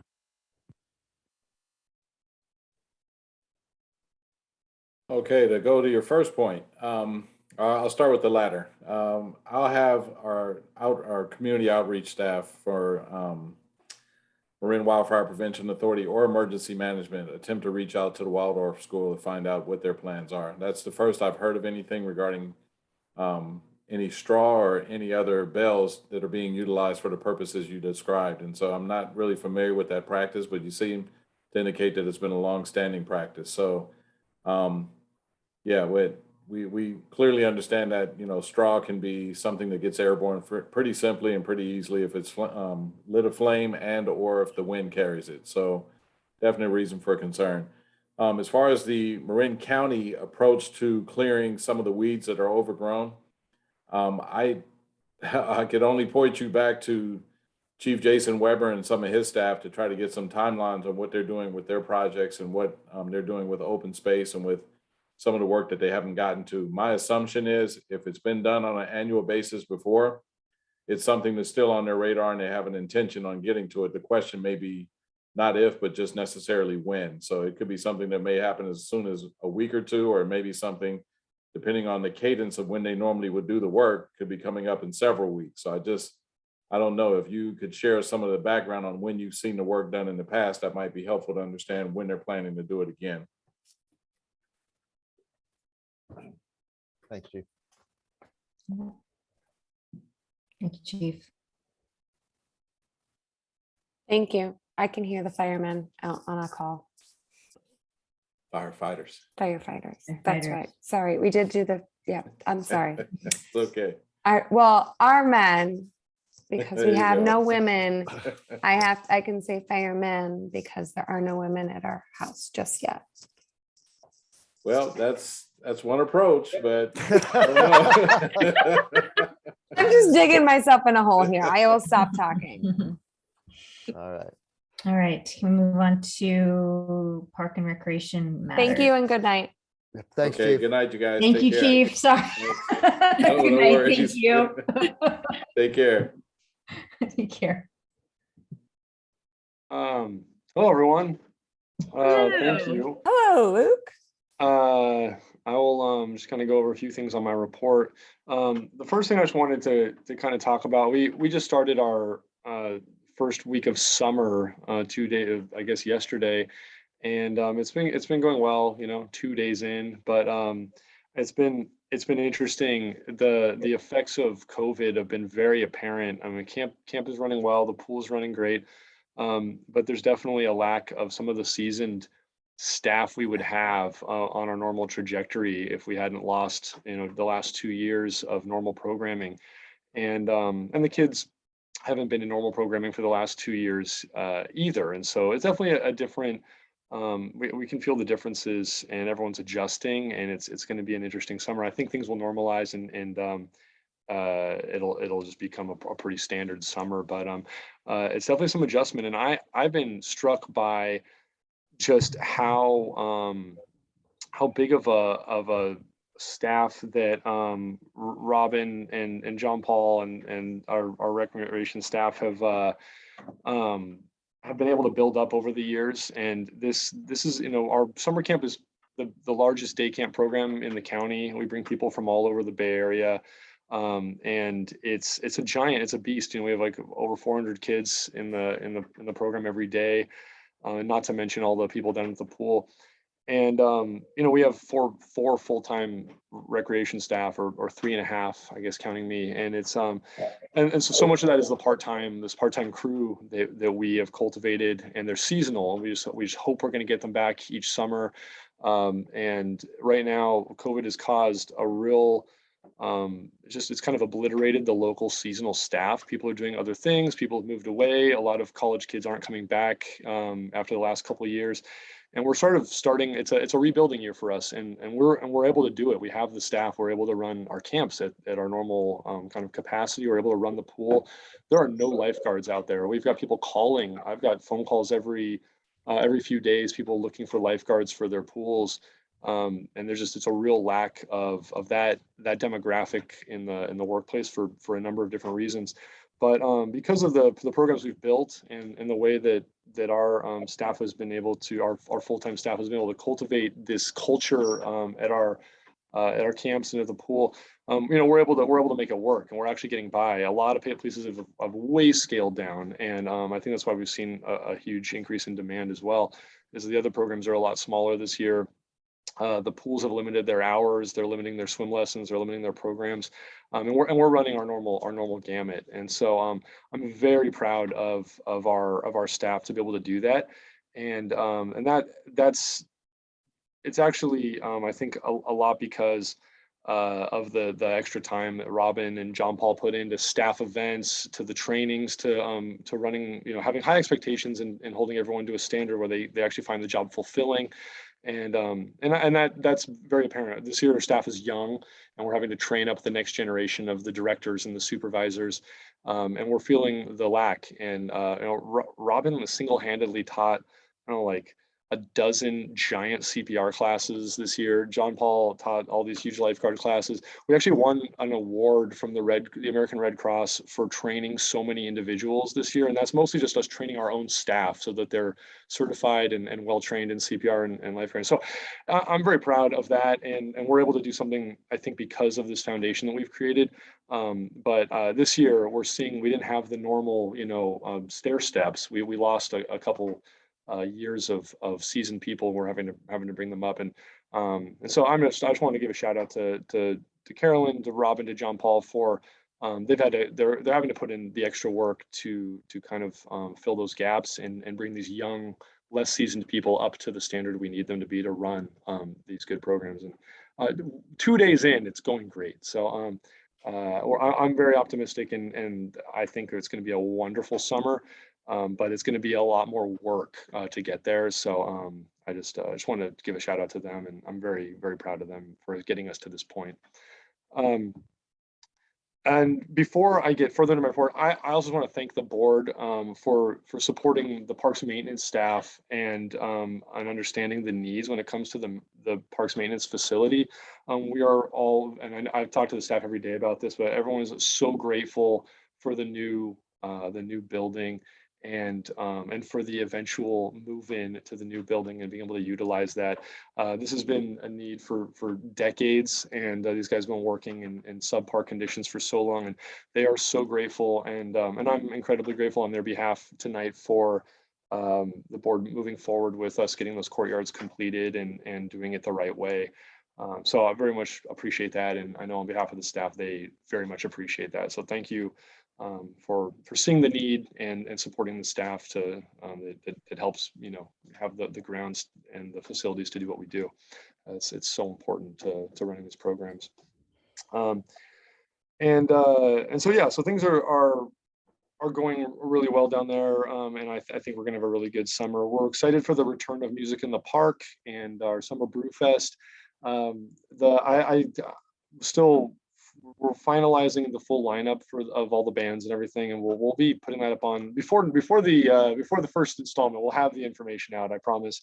But we're getting that lineup just completed, and it's going to be great. And I know it's going to be we're a lot of pent up energy for that. We're going to have a big turnout, and we're just making sure we have everything in place to be able to accommodate that. So we're really excited. More details will come on our website and through some emails and signs and things. But our first Music in the Park installment will be a week from this Friday. So it'll be next on June 24th from 6 to 8 in the park. And it'll be just the same good old fun that everyone's expecting. Can we do an Instagram post and Facebook and stuff to just get that Yeah, out there? we'll Okay. have all of our, we'll get it out there. I mean, we're not trying, I mean, we'll make sure all of our locals know about it. We're not trying to make this into too huge of a thing. I mean, let's be honest, who's following us but our locals, right? That's a good point. Yeah. No, we'll make sure everyone knows what's going on. We'll have it all out by the end, hopefully by the end of this week, early next week. So people will know what's I going don't think we're gonna have a lack of people at Music in the Park. No, we get several phone calls a day wanting to know, you know, is it back on? Like, when can I set up my blanket? Can I get my spot now? It's like, no, it's coming up. So, so yeah, we're really excited to be resuming all that and all more information as we finalize everything about all that.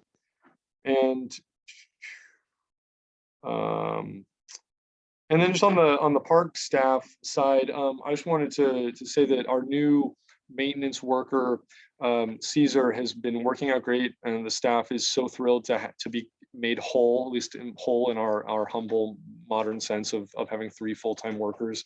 We've been able to start getting caught up on some things that had been going by the wayside, as we only had 2 people working in that department. And I don't know if you guys have seen, but we've been doing a lot of work around the community center, sprucing up the landscaping and getting everything prepped for summer this last few weeks. The turf is looking good going into, you know, all the foot traffic that we now have every day. Hopefully it will hold for the rest of the summer.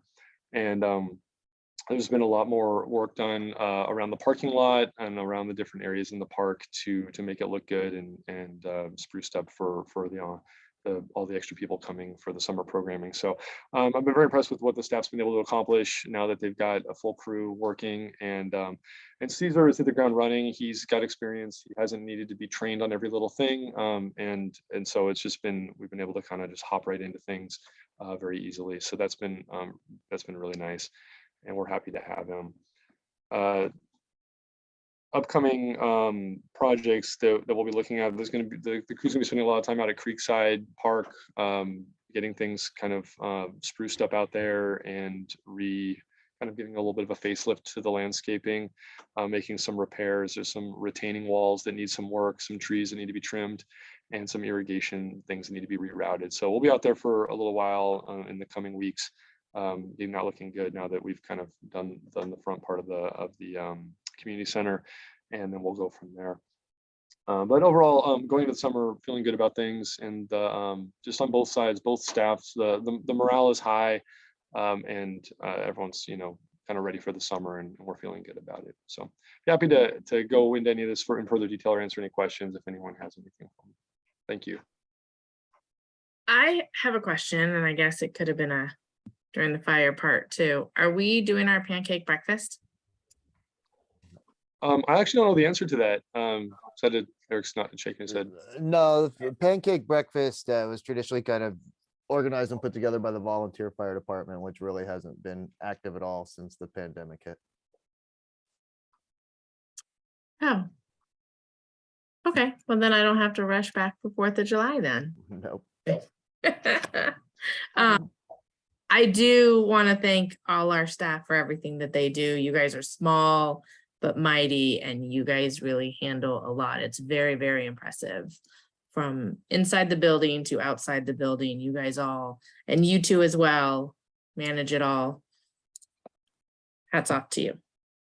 Thanks, Kathleen. Appreciate that. Thank you. Yeah, I'm just gonna echo it. I mean, I'm at the pool a lot. I was there for pool parties for the school and everything. And the fact that yourself and Robin and John Paul and Carolyn have all been on deck at one point or another, either guarding or running the front area. I really appreciate that you guys are jumping in where we can't find personnel, the seasonal personnel, so that people in our neighborhood, in our community can really enjoy the full Marinwood experience. So, I mean, seriously, thank you for going above and beyond. And just so you know, the parents that I've talked to and the kids that I've talked to have had a blast the first 2 days of camp.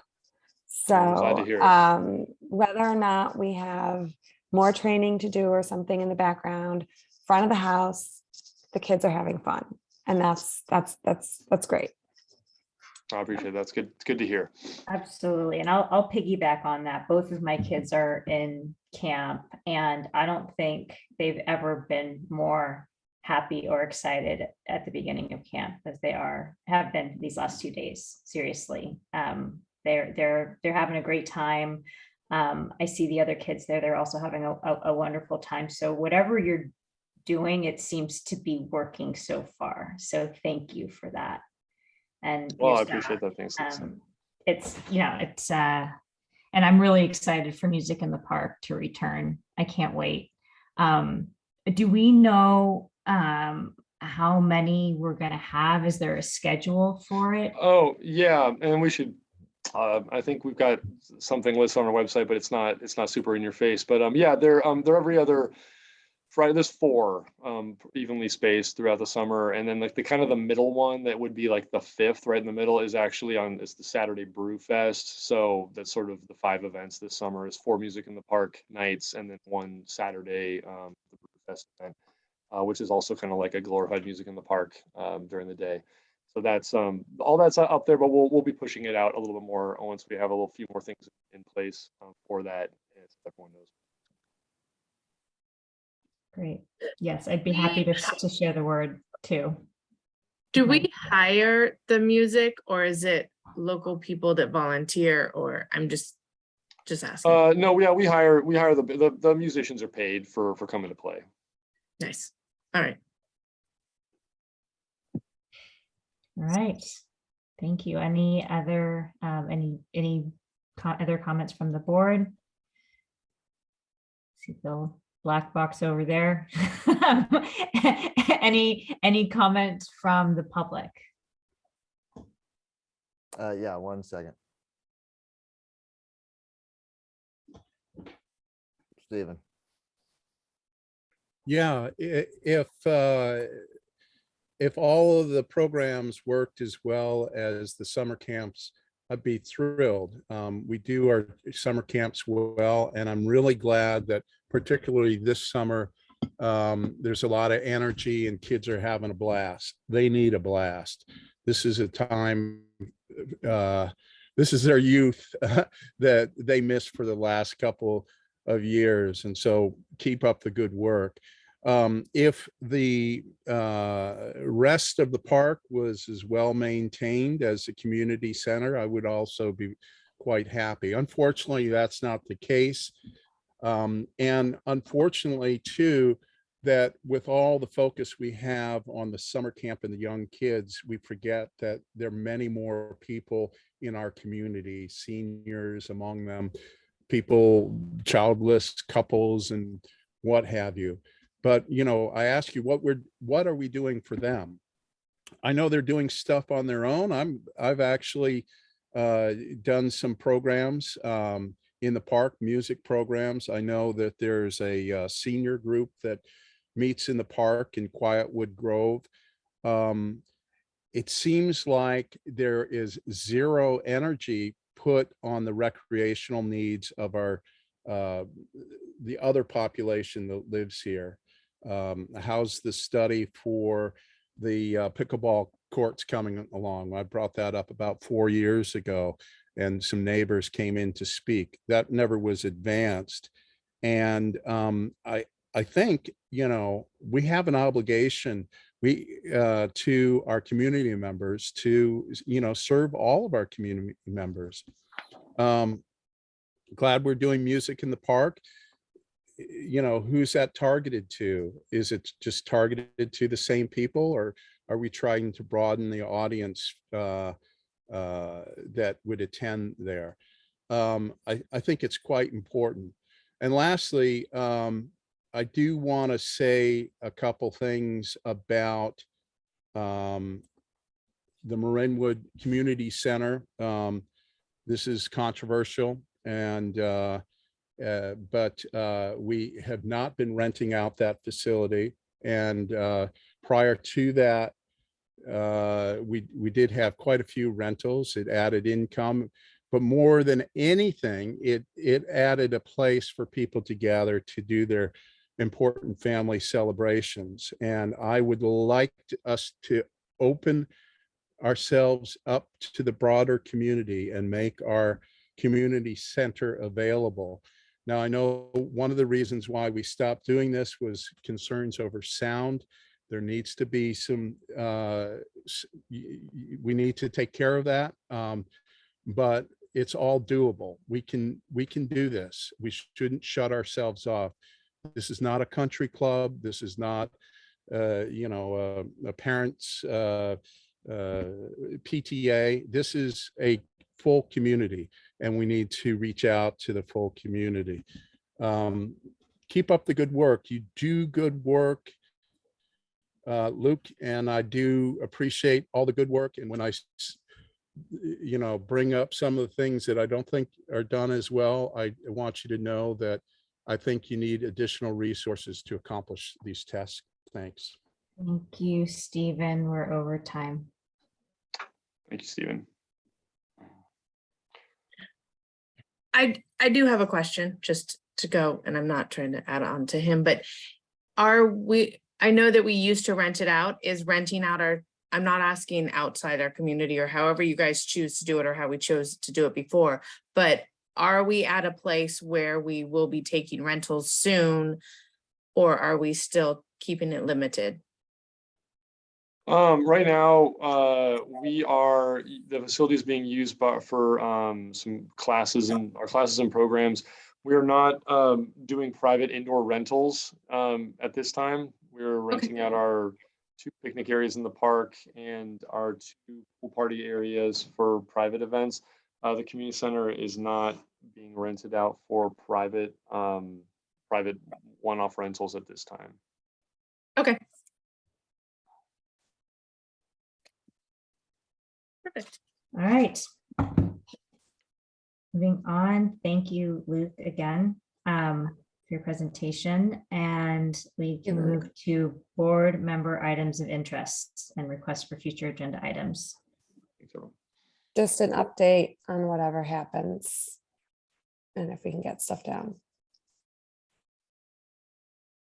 And an ETA of when the guys get to move in. We will keep you well informed. And the music. Yeah, I'll have that up soon. Check the website. Just kidding. Oh, doesn't have a lot of specifics, but it'll be specific soon. Yeah. I have nothing. All right. Then can we move to adjourn? I move to adjourn. I'll second it. Billy, so quiet. Do you get that, Tiffany? Request for future agenda items. Do you have any future agenda items, Bill? that you would like to? I personally do not, but we have to open it up. Oh, we do. Okay. With public, any public comment? One second. Sorry. Stephen. There was discussion, but it didn't occur this evening about future projects. Jimmy Juarez obviously wants or the Juarez family wants a park bench dedicated to Jimmy. I love that idea, but let's look at that as an opportunity. That is actually a good project. It wouldn't cost much money, and I do think you ought to discuss it. It's just quite simple. And while you're at it, putting in some bocce courts, which have long been requested. This is ways we can reach additional population besides just the school-age children. And lastly, I do think there needs to be a discussion on the use of alcohol, or actually I would call the abuse of alcohol in our parks. It's really gotten out of hand. You know, the Friday night frat parties. I mean, I love those guys. I love the guys, the fact that they're there socializing, but they're setting a horrible example for the kids. They're good people, all of them, but I think it's really become excessive, and the board really needs to address this before someone gets hurt. Thank you. Thanks. Thank you, Stephen. Any other public comment? We are talking to the Juarez family about what we're doing with the bench and stuff for them, correct? Thank you. Well, it was already approved. And It was approved and they're talking about the exact placement and all that stuff behind the scenes. Sean and I have been communicating. Perfect, Yeah. thank you. Mhm. And I just want to say that I don't believe that it's my role as a board member to go down on Friday, Saturday, or Sunday and manage whoever is in the park, the horseshoe pit, or anywhere around, when I just don't find like it's my role. So I appreciate your feedback, and I feel like, and you're welcome to give it, but I don't feel like it's my role as a board member to go manage our park or our horseshoe pit. So that's just me. Thank you. Now, can I make my motion to adjourn? Please. Motion to adjourn. I'll second that. All right. I am unmuted. Okay, just making sure. Board President Missouri, Aye. Director Kilkenny, Aye. Director Oyserman, Aye. Director Shea. No. 9:47, got it. Well, Bill, you can stay online, but I'm Thank going. you all. Appreciate your Thank time you. tonight. All right. Always. Good night, guys. Have a great night. Bye. Have a Have good a nice night, evening. everyone. Have See a you good next night. month. Have a happy 4th. Thanks all. Bye.